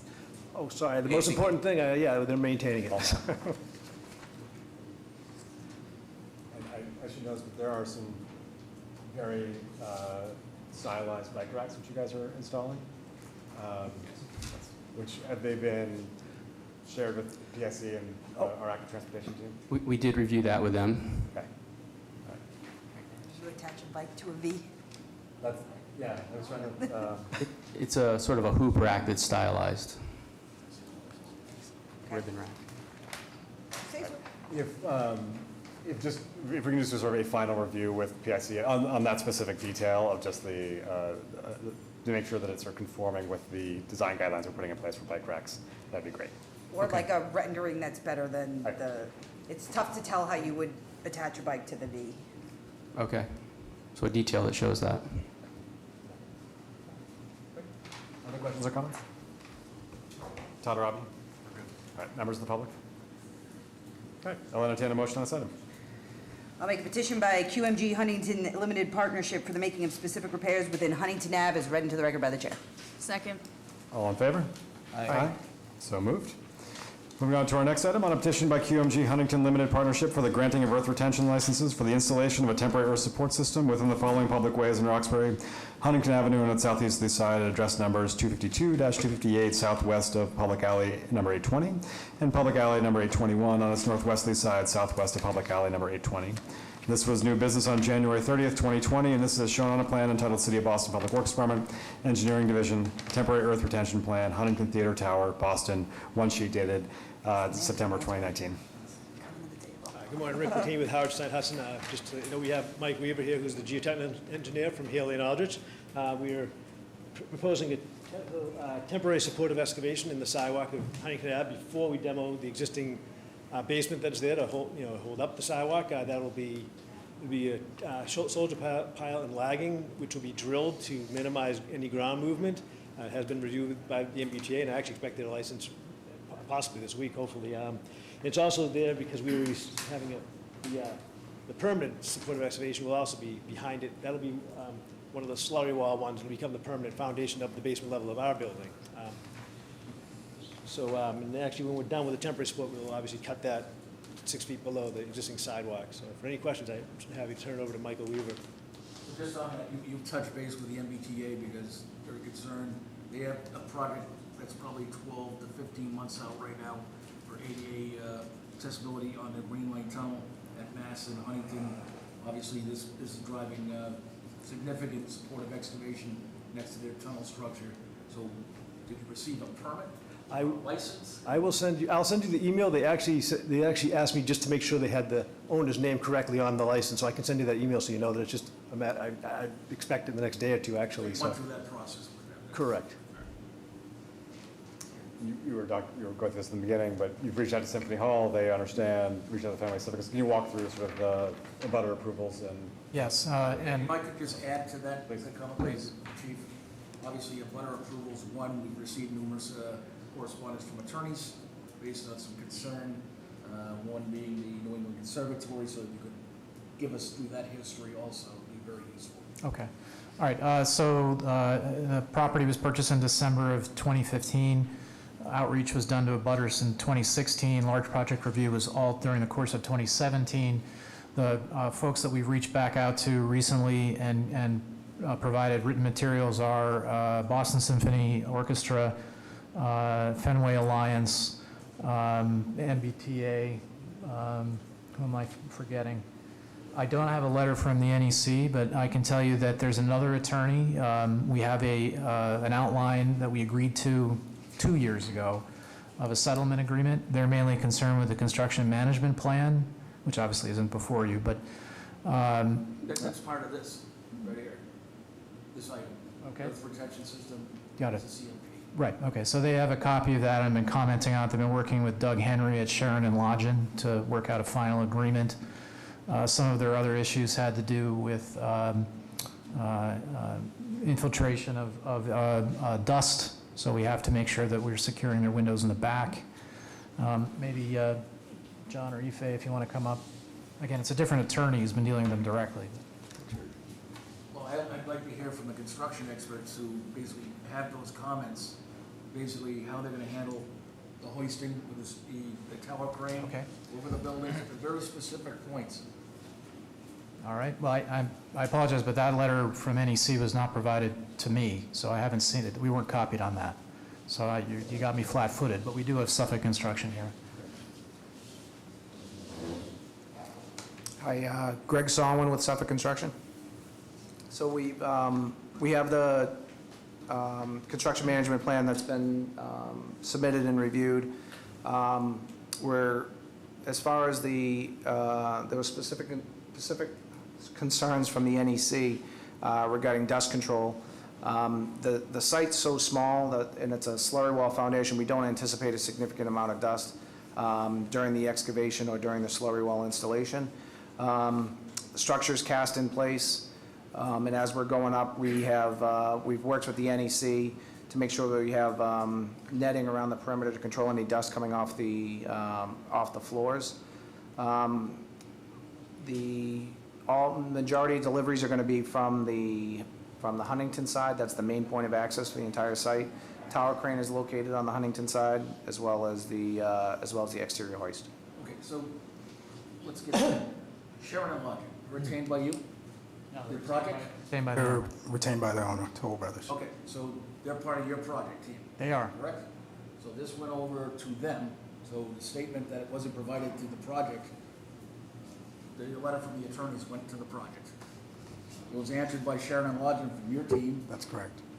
So just want to know, basically the construction concern with the crane, the air quality issue, the construction vehicle access, public alley 821, pedestrian circulation. Can we just outline what has been resolved, what the conversation has been with the NEC, with the team? Correct. So we're in process of, this is if you're with Toll Brothers, but we're in process of finalizing the construction mitigation agreement with the NEC right now. As far as noise, we're working out an option to have sound barriers at the windows and also potentially have AC units that would replace the ones that they currently have and would bring in fresh air at the same time.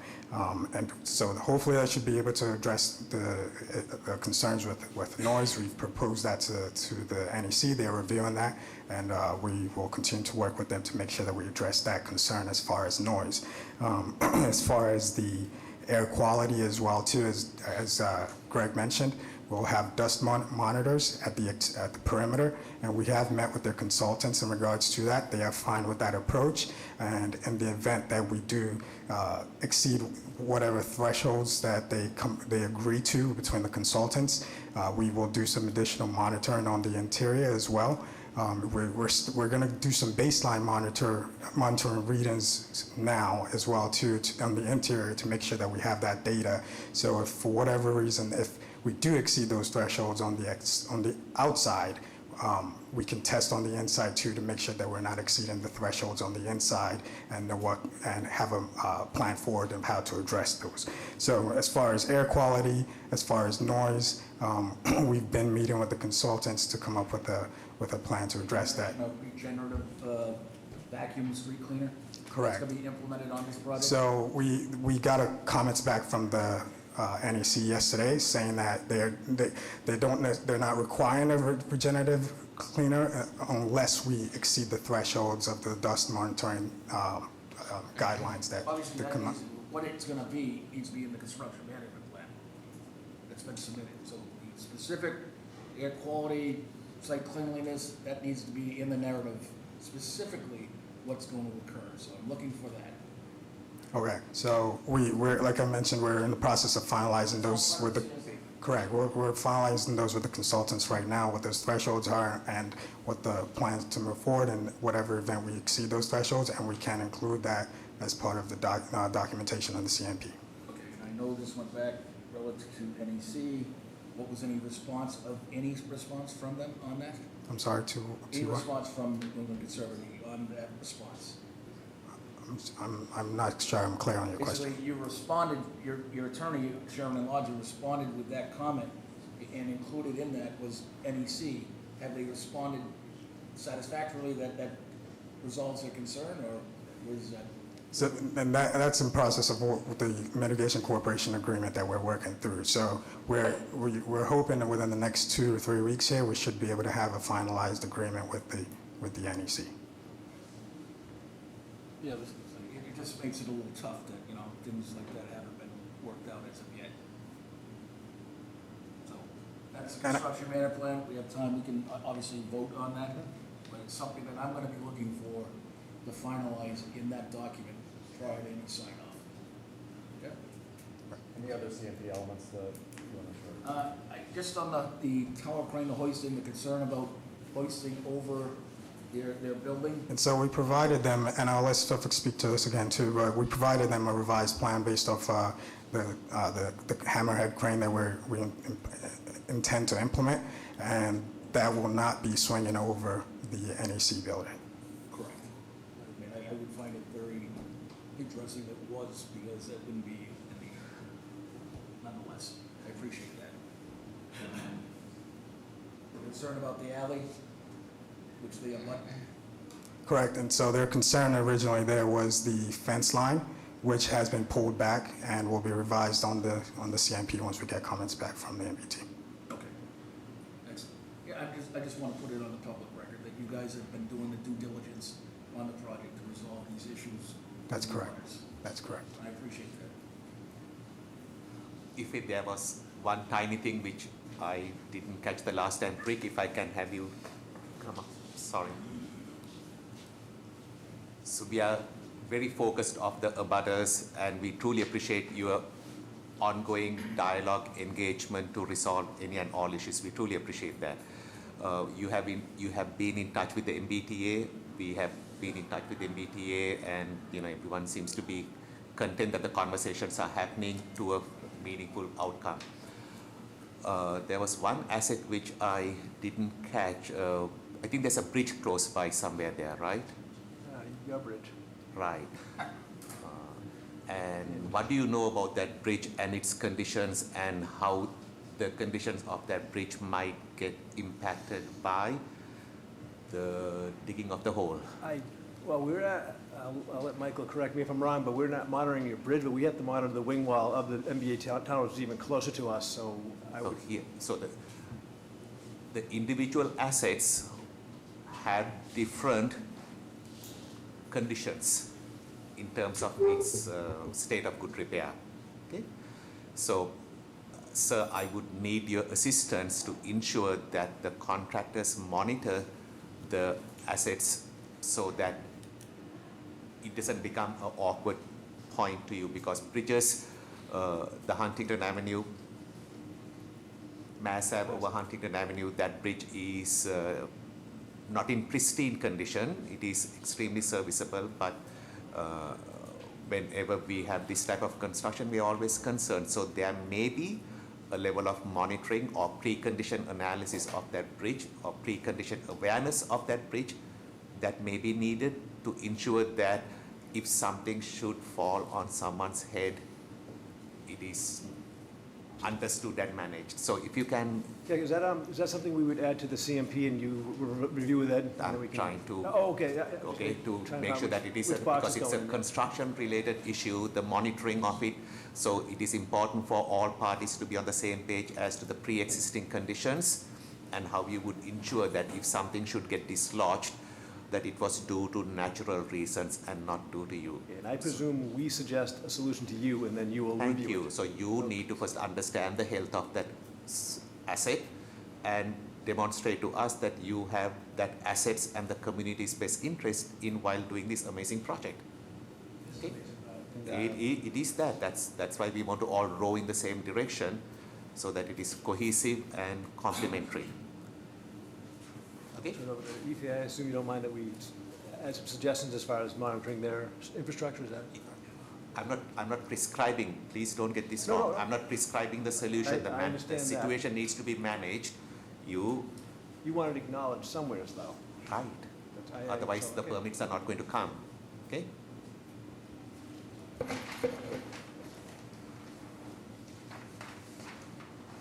Other questions or comments? Not already? All right. Members of the public? Hi, my name's Allison Pilton. I've been following this project for a while. A couple questions. The position of the crane on Huntington Avenue between the underpass and the sidewalk, I'm not quite clear how that's going to be, how it's going to move, the movement of the crane, and so I just feel like that has to be monitored. The existing wood frame building to the north of this site, are there going to be monitors on that foundation as well? Because that actually seems even more, fragile than some of the other sites you've mentioned. And then the Symphony Towers, are there monitors happening there as well? And access in the alley while the construction's going on, pedestrian access, vehicle access, what that's going to be like? Thank you. There were 4 separate pieces. One is the crane material that's part of the CMP. We talked through the second, but the other 2 are monitoring around the Symphony Towers and the adjacent building and the 4th alley access. So I'll let Greg speak to the crane, but as far as the monitors for the 250 and BSO, we do plan to have monitors on the interior and on the exterior at 250 Huntington and as well as the BSO. And access to the alley, there should be just as much access as there is right now since we've pulled back that fence line. This is Greg with Suffolk. What was the specific concern with the tower crane? How it's going to operate. What it's swinging over, how the movement of it for the height of your tower. How will it be, is it going over the, the underpass? Is it going over the adjacent building at 252? Is that what you just mentioned or not? So the boom of the tower crane during all operations remains flat. And it would, but the portion of the tower crane that carries the actual load would never swing anywhere else besides over the site. Okay. When the tower crane is not in operation, the hook is actually is withdrawn close, and the tower crane's allowed to weather vane. Again, there are never loads lifted over any occupied buildings outside the site. Okay, thank you. Craig, so you are with Suffolk Construction, right? I am. Awesome. Symphony Towers, it's a tall building. There's a fair amount of residents that live in that building that are very concerned about Americans with Disabilities Act, and you all do excellent work. Please be mindful that the Symphony Towers building has occupancy of a higher percentage of individuals that might be more sensitive to the ADA Act. I'm trying to say this very respectfully.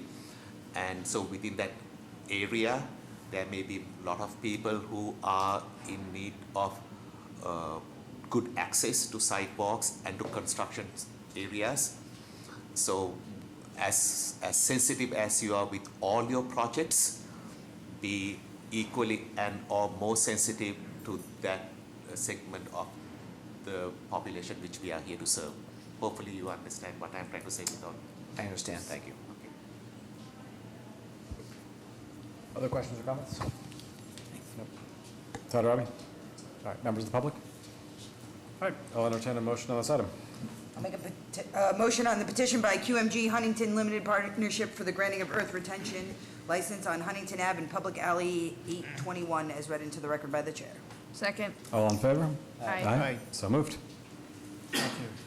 Moving on to new business, our first item is Woodcliff Street, Howard Avenue, Wayland Street, Faiston Street, Lawrence Avenue, Crescent Street, Intervale Street, Brunswick Street, Devon Street, Stanwood Street, Magnolia Street, Dorchester, Roxbury, specific repairs on a petition by the City of Boston Transportation Department.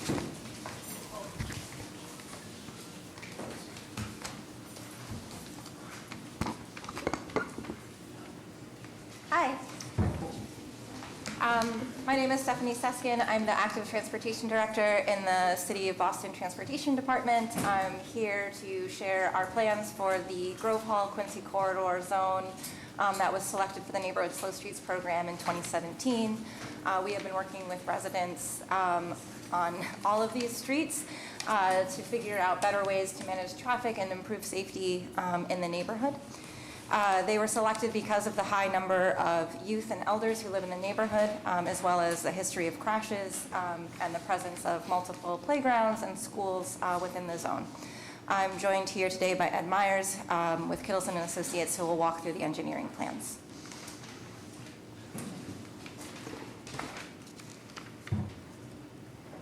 Thank you, Commissioners, for the opportunity to present our plan. We're proposing a handful of treatments in the Grove Hall neighborhood to reduce speeds and improve pedestrian safety.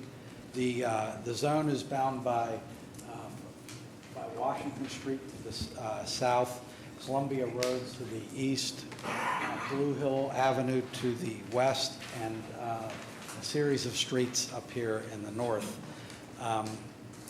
Quincy Street and Geneva Avenue are not part of the evaluation zone. The treatments that we're considering in this neighborhood, and I know we've presented a number of plans for other neighborhoods. What we're considering specifically in this neighborhood are speed humps, curb extensions, and raised crosswalks. So on the speed humps, they're throughout the neighborhood. There's a total of 44 speed humps that we're proposing in the corridor. The speed humps are, how we located the speed humps are a number of engineering features, including grade, curvature, the measured speeds that we collected data on, the number of travel lanes, emergency vehicle access, and bus routes.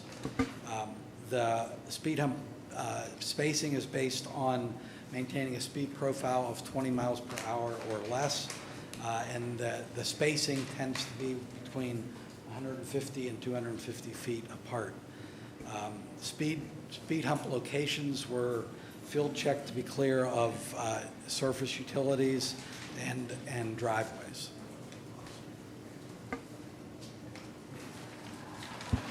Before we leave the sort of the area map, and can you just point out sort of like where Ceylon Park is, where the Lila Frederick is, where the Burke is, just as sort of that. Orient sideways? Yeah, exactly. Can you turn the map? Yeah, there you go.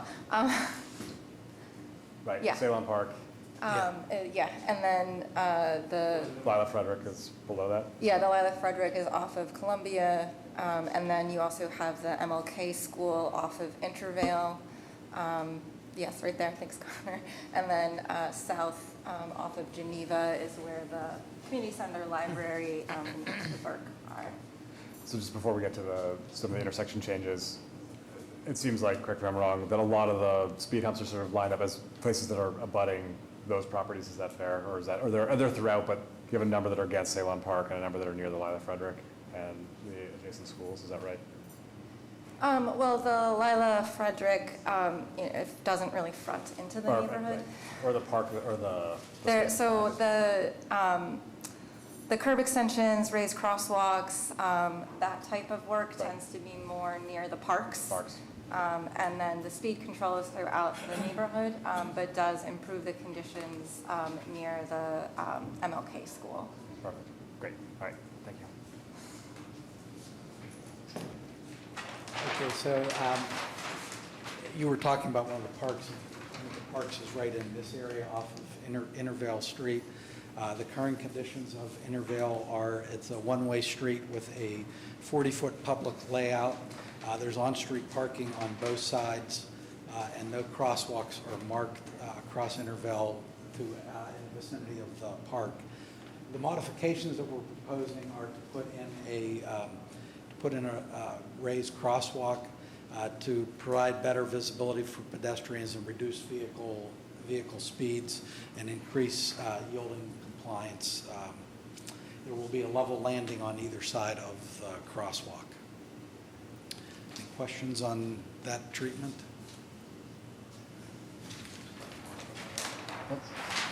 The next treatment is Howard Avenue at Wayland Avenue, or Wayland Street. And there's a bit of a jog in Wayland Street here.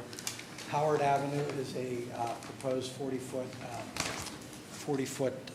public layout. On-street parking is provided in one direction, and Wayland Street is one-way street west of Howard and two-way street east of Howard. There's a 40-foot public layout, or public right-of-way with parking on both sides. The geometric improvements that we're proposing here, you can see in here the existing curb line.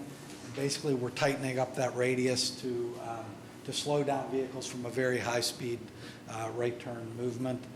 And then on the western leg, we're creating a raised crosswalk. In the vicinity, there's a store in this area. And those are the main improvements in that area. There are also no existing crosswalks over Howard Ave for much of its length, so the two that we're proposing are new. Yeah, and we are putting in new treatments here, detectable warning surfaces, ramps.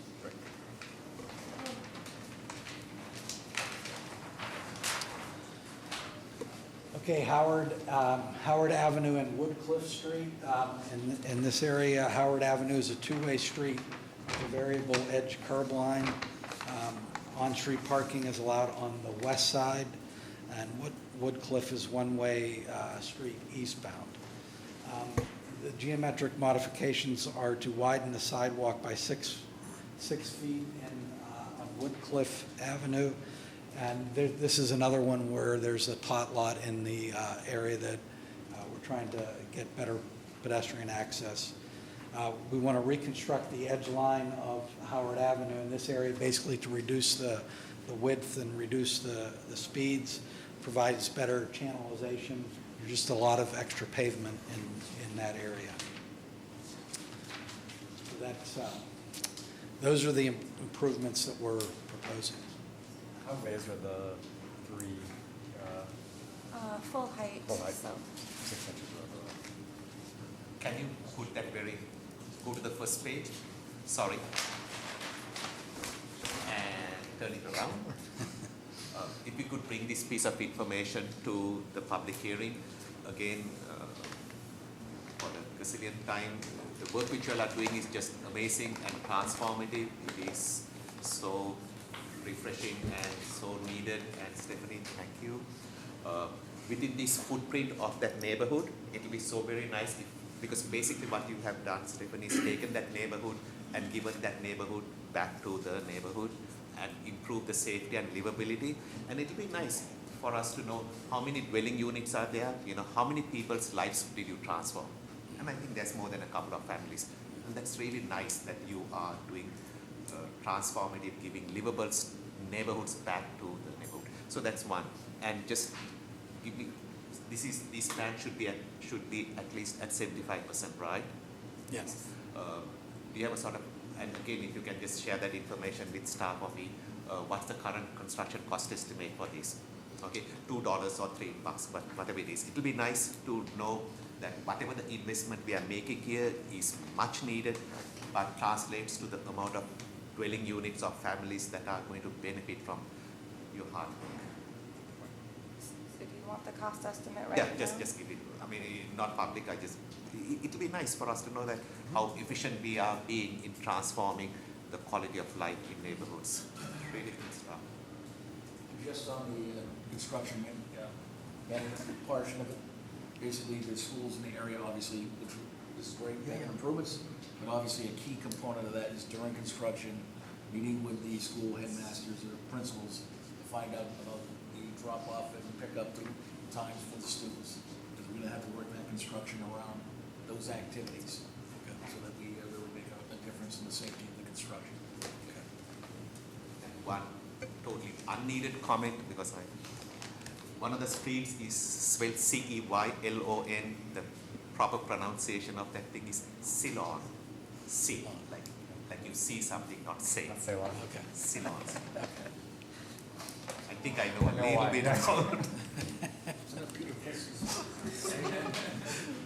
I will also let the residents there know that they're. Protect you, right? Yeah.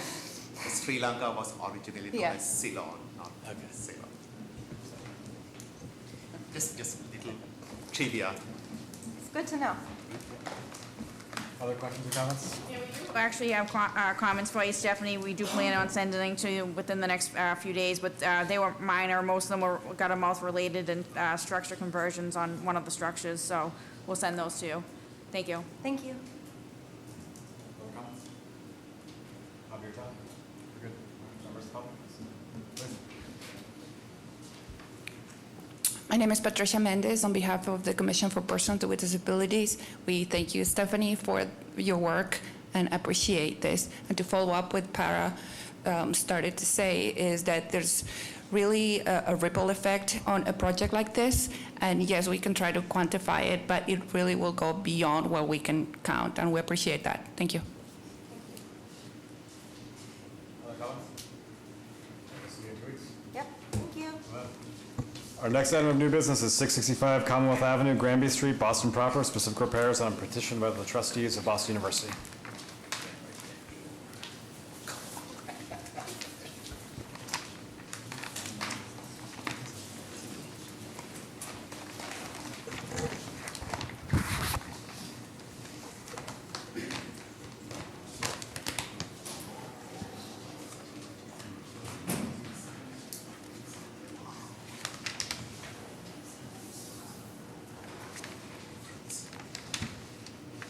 Please. Good morning. I'm Paul Rinaldi from Boston University, and I'm here with Chelsea Christensen from Niche Engineering, and also Tim Mackey from Richard Burke Associates, our landscape architect. Materials before you are related to a project that the university is going to get underway at the intersection of Commonwealth Avenue and Granby, 665 Commonwealth Avenue. It's in the core of the academic activity of the campus with Warren Towers across the street, Arts and Sciences just to the west, and it's 2 blocks to the west of Kenmore Square.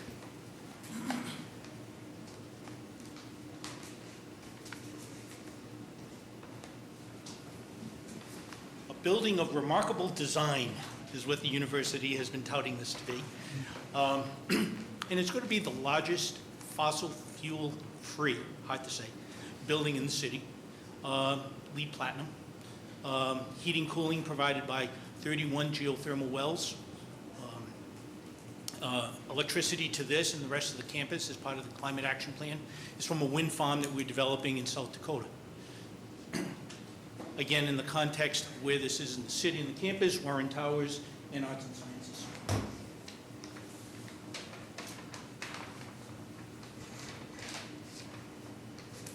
Our improvements that are before you relate to Granby Street first. Granby Street is going to be two-way, northbound for the first time as well as southbound. To support bicyclists, the west side will be a flex bollard protected bike lane.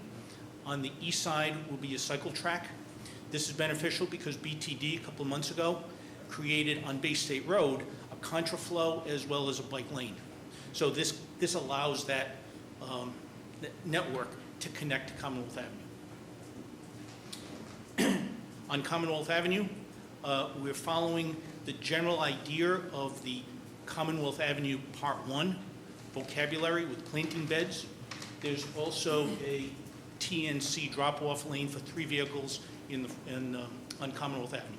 We had a lot of discussions with BTD on that, but it was agreed that that was the best location.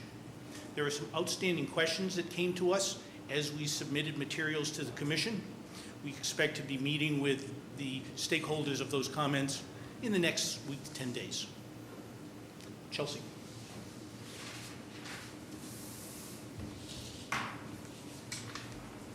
I am Chelsea Christensen from Niche Engineering. The improvements proposed for the specific repairs on Commonwealth Avenue include an approximately 15-foot sidewalk in the public way. I think it's 14 and a half actually within the limits of public way. New planters that agree with the rest of the streetscape along Commonwealth Avenue, including porous pavers in between them and along the back of curb. And the sidewalk, or the striped bicycle lane as Paul had described. The pedestrian ramps are proposed to be reconstructed at the corner of Granby and Com Ave based on some comments received during the review process. They have been widened to accommodate additional heavy pedestrian traffic going across both to the MBTA and across Granby Street itself. Some of the other elements that we have in the public way along Commonwealth are relocating an advertising sign. Currently down at this end is proposed to be relocated down to here. We are also relocating a traffic control or a fire alarm control box that's being coordinated with the fire department. There are proposed bike racks and benches consistent with the rest of the streetscape, relocation of a few lights that has been coordinated with Boston Street Lighting. And there's also 2 fire department connections that we are proposing to locate within the planter that are being reviewed by BWSC still. The improvements in Granby Street has a 5-foot concrete sidewalk in the public way. It's actually 7.5 feet of concrete. It extends onto our site a little bit, so we have a nice wide sidewalk, along with the planters consistent with the Com Ave streetscape, bike racks, relocation of a few lights, and another fire department connection. So just on that, you're talking about the relocation of the advertising sign board, which is through our property management folks. There was a specific comment that I had made during the construction management plan submittal, and also with the public works, big belly containers. What happens with that? How is it coordinated through the construction management plan? Also, the firebox, obviously during the construction, is an impediment to the temporary walkway that's going on. I have 2 pages of comments. I don't think I've received anything back yet, but those are some issues that we'd like resolved as we move forward into the CMP and take the vote. So if you could get back to us on the comments that we submitted a few weeks ago. I'll chase those to be sure. I've already had meetings with DeCow, is that how you pronounce it? DeCow. About their relocation. Met with them on site, along with someone from public property. Also had 2 meetings with the pole box folks from BFD. So we've worked out those details, but we owe you answers clearly. Yep. Any thought? Again, going back a few years, we truly appreciate the investment you all supported using your own resources to build Commonwealth Avenue to our mutual liking and your ongoing support in maintaining that. So we truly appreciate that. And now, in those years, we were not that focused, or we may not have been that focused about bicycle accommodations. So as much as these investments are made up and down Ave, if you can be supportive of the city's desire to give the best bicycle access paths within our city and in front of your learning institution, that will be massively beneficial to all parties. Our partnership has actually supported our community of bicycling students. So, yes, we appreciate your help. Mutually beneficial to look after a common audience. Those who live in our city, they go to your school. And I'm going to assume that the maintenance agreements, we will just update the existing maintenance agreement which we have between your institution and us to reflect this stuff. So we're following Chung's leadership on that. Again, my And thanks to the great partnership that is there between us. thank you. Appreciate your help too.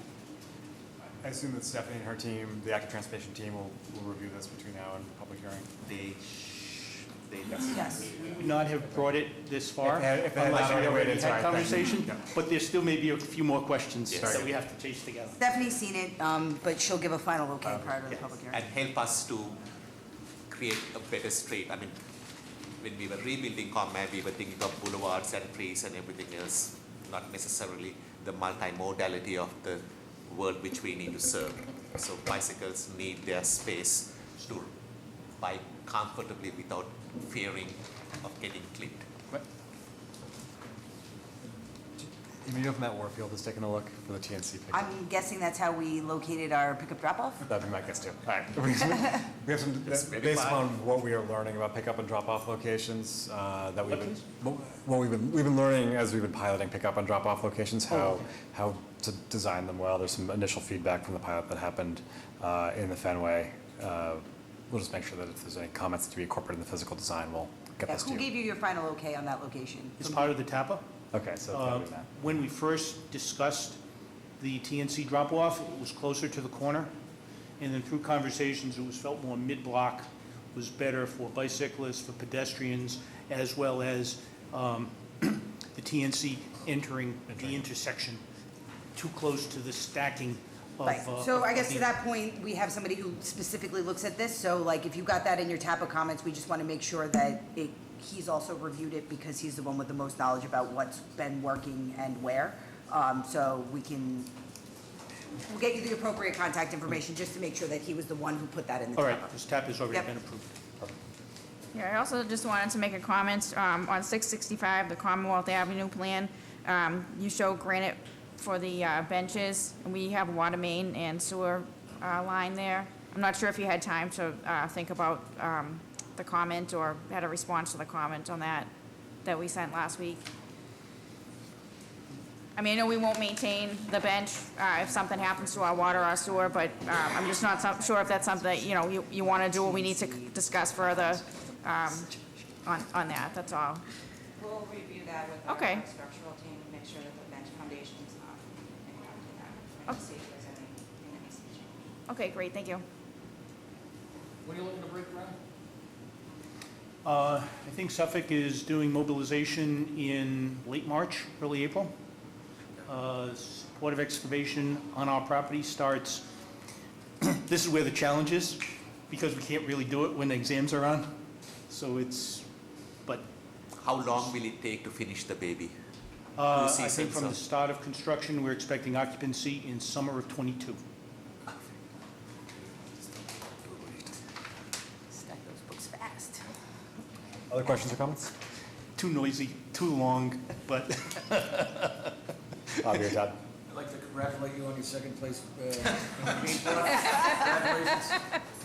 Northeastern Back-to-back twice. Very exciting. We won't comment on that last call, though. One thing to mention, if the project has not been in touch with Manuel Esquivel at the BPDA regarding what, if any, smart utility installations might be warranted here, I would guess at least our smart street lights would be a good idea. I'm not sure if he has any other ideas. I can put you in touch with him. That'd be a nice conversation to have. Terrific. Members of the public? Thanks very much, everyone. You have one more. Our next project is Silver Way, Ashford Street, Boston proper, private utility licenses on a set of petitions by the trustees of Boston University. Again, Paul Rinaldi from Boston University, and with Chelsea Christensen from Niche Engineering. So the first is Silver Way. Much of the university's underground communications network is in a duct bank that is owned by Verizon, in conduit that we own, coming out of 595 Commonwealth Avenue, which is a communications hub. We don't have the capacity in the existing duct bank, so we need to install new that goes into the Verizon manhole that's in Silver Way. So Chelsea Christensen, Niche Engineering. This is the site of the new building that we've been talking about. There is infrastructure through the alley that comes to manhole here, but we've determined that we need to replace some conduit from this manhole into this building. And so about 10 feet of it ends up in the public way.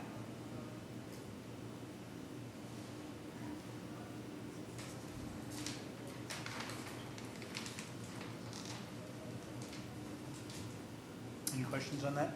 Small thing on that, the other side of that, Chelsea. On the other side of that, Chelsea. On the other side? Sorry, the one you just flipped around. This one? Nope, the one that's up on the stand, but. Sorry? Locust map? Is that in the same place as or is that? One block east It's- of our project site. Right. This is Granby Street, and this is Silver Way. These aren't the same site as the Yeah. 665 Common Ave. I know they're using the same locus map, so just change that. It's a small thing, but it's just showing up The as. locus map from the previous petition. It's a small. Sorry, yes, sorry, do you mind walking us through now the actual specifics and not the locus map? So you'll be putting in a private utility crossing on that section adjacent to Silver Way, is that correct? Yes, this is the alley that leads to the new building. This is Silver Way, and then this piece of it gets extended to the alley behind the Comcast building, Perfect. 595.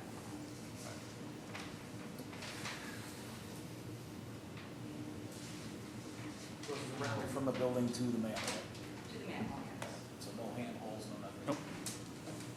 And there's plenty of capacity in the existing conduit, university's conduit, to take us on the other side of Sherborne, other side of Silver, to our project site. One missing link. No, Chelsea, again, can you put up that? This one? Yes, ma'am.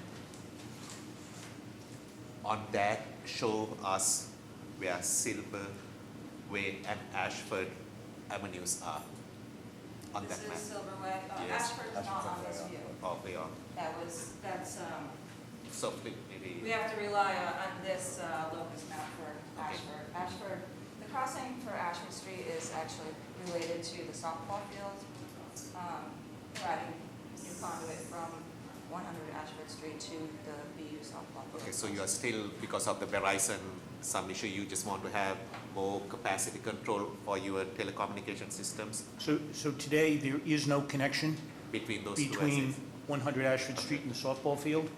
Verizon isn't doing this kind of work anymore. So this is a private utility license that brings our conduit in a north-south direction. Okay. Will we be supporting within the softball field? Please? Lights. The new scoreboard. Cohorts and Great. Other questions or comments on this? Todd or Robbie? Members of the public? All right, we'll see you in 2 weeks. Thank you. Our next item is Berkeley Street, Clarendon Street, Dartmouth Street, Fairfield Street, Hereford Street, and Boston proper, a grant of location on a petition by Exnet Systems, Inc.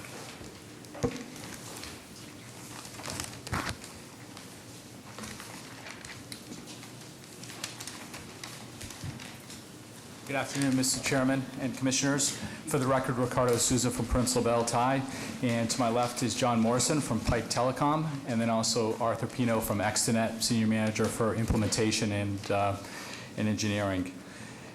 This is a continued effort by Extenet to extend our wireless DAS network pursuant to our license agreement with the City of Boston. This first petition involves 5 nodes that are along essentially the ComAv Mall. And I would say Extenet's been working on these nodes for approximately 3 years, together with coordination with Parks Department, Back Bay Architectural Commission, Back Bay Civic Association, and in the end, the nodes that are on the cross streets along ComAv that are part of the petitions for these 5 digs were in fact approved by the Back Bay Architectural Commission, and we received a certificate of appropriateness from them after working with them for a number of years. And those involve the 5 petitions that are also approved by Boston Water and Sewer. The nodes themselves are consistent with the design that's approved by the license agreement itself with the City of Boston.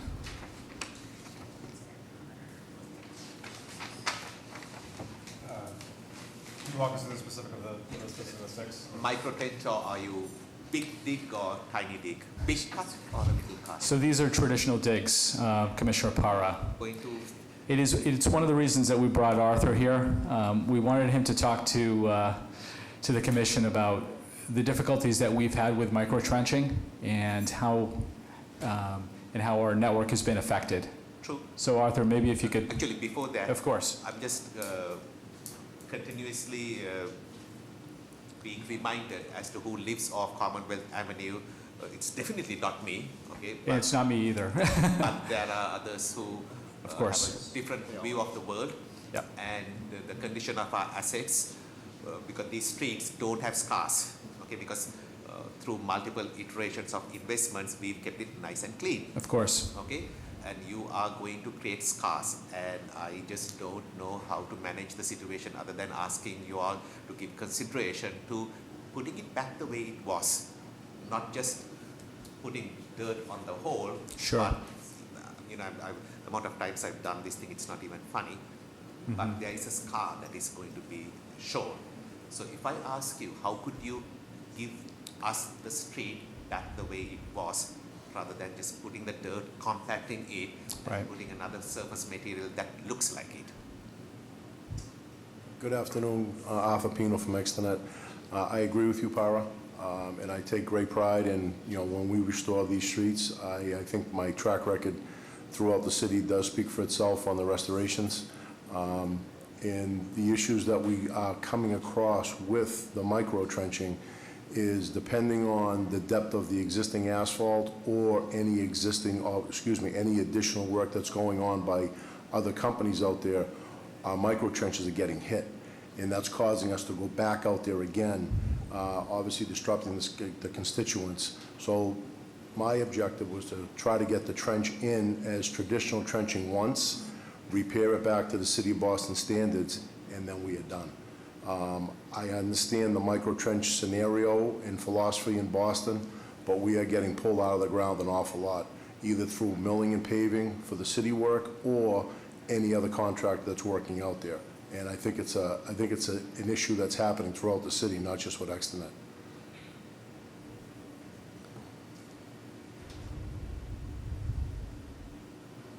Not for this time, but these of us have a construction management conversation just about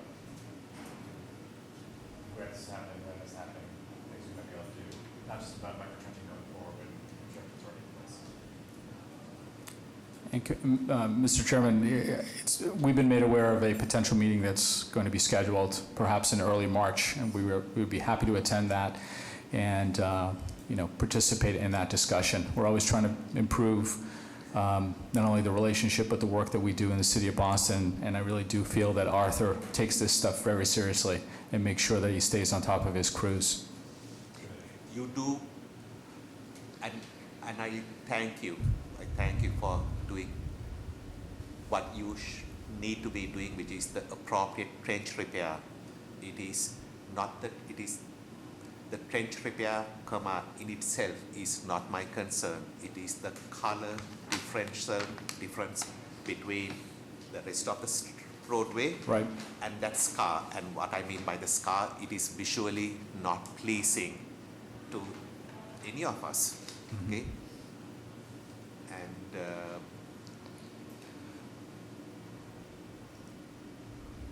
that.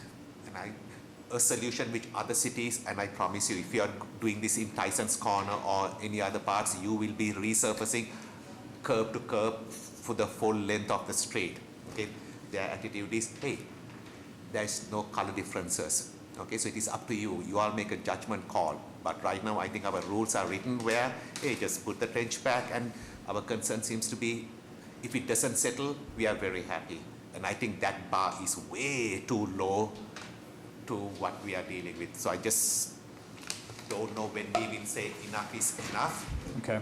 And do what you need to do so that those who live in the area is not just going to look at a nicely, well, not settled trench, but it looks horrendous. I mean, look at these streets. I have the Commonwealth Mall going through there for the Yep. love of. But there was a neighborhood where we want to be sensitive to the total urban design. Of course, Investing yeah. on the trees, on the mall, we are doing art, everything, and then I'm chopping the streets. Just on the micro trench, I know there's gonna be a further discussion. As far as your spec, how deep is the saw cut that you put in? We're going into the asphalt. How deep? Well, we use a 3 or a 4 cell micro trench, so it would either be 3 or 4 inches. Because what we do, we put our inductive loops into the, we go into the binder. So basically where the top coat is, 3 to 6, we're under 6 inches, 7, 8 inches, cutting into the binder course. That way, if Public Works or anybody comes out to scarify the roadway, you're underneath that. Yeah, So that might be, have to have a further discussion on that spec. And Eddie, what we do is we go down as deep as we can without getting into the substrate. So we stay into the asphalt. So we won't cut into, You in the get on binder. top, you go into the binder. Yeah, correct. They scarify to that point. Yeah, we will. But so not when it is past 12 o'clock, I'm concerned about the time period. But the point which Commissioner Hesford is making, the loop detection system is integral for operating any traffic signal around the whole country. Okay, so we've devised a means and methods of keeping that wire from flipping or cutting to keep the traffic control system. So give some consideration to what Mr. Hesford is saying, because you want to make sure that your wires don't get disrupted. Yes. To serve your clients as much as those wires serving the operations of a traffic signal control system. Okay? Oh, yes, So I agree. if that specifications goes to appropriate depth and properly backfilled with, so give some consideration to that. That's an issue when We will. Comcast 25 years ago started to saw cut and putting in, they originally were only going 3 inches. They were wondering why they were getting hit. So Right. obviously, we'll have that discussion. Yeah. But I agree with what you're saying. It looks like it's in 4 of the 5 locations also in the Dartmouth Street one. There's a handle that's associated with the future node that's in the gutter and not in the parking zone on the sidewalk. We're just taking a look at moving it out of the gutter and if it's adjacent to the node around the. Yeah, we certainly can put it in the sidewalk, yes. All right, just take a look. And I have to make one other comment. This is all your work, right? Yes. All right. And thank you for earlier, because there needs to be clarification on that other comment. But thank you for that. With respect to the handholds, we did submit these plans, of course, for ADA approval, and I think they would prefer us off the sidewalk with respect to the handhold. So, outside of the path of travel and into the furnishing zone, lights, signs, everything gets lined up, that is not part of. That's 3 feet. Okay. Right, so very good. Okay, so John will look at each of those again and make sure that we conform. Other questions or comments? Todd Robbins? Members of the public? Good job. You guys agree on this one? Very good. And our final item is Somerset Street, Bowden Street, Boston property, grant location, non-petition.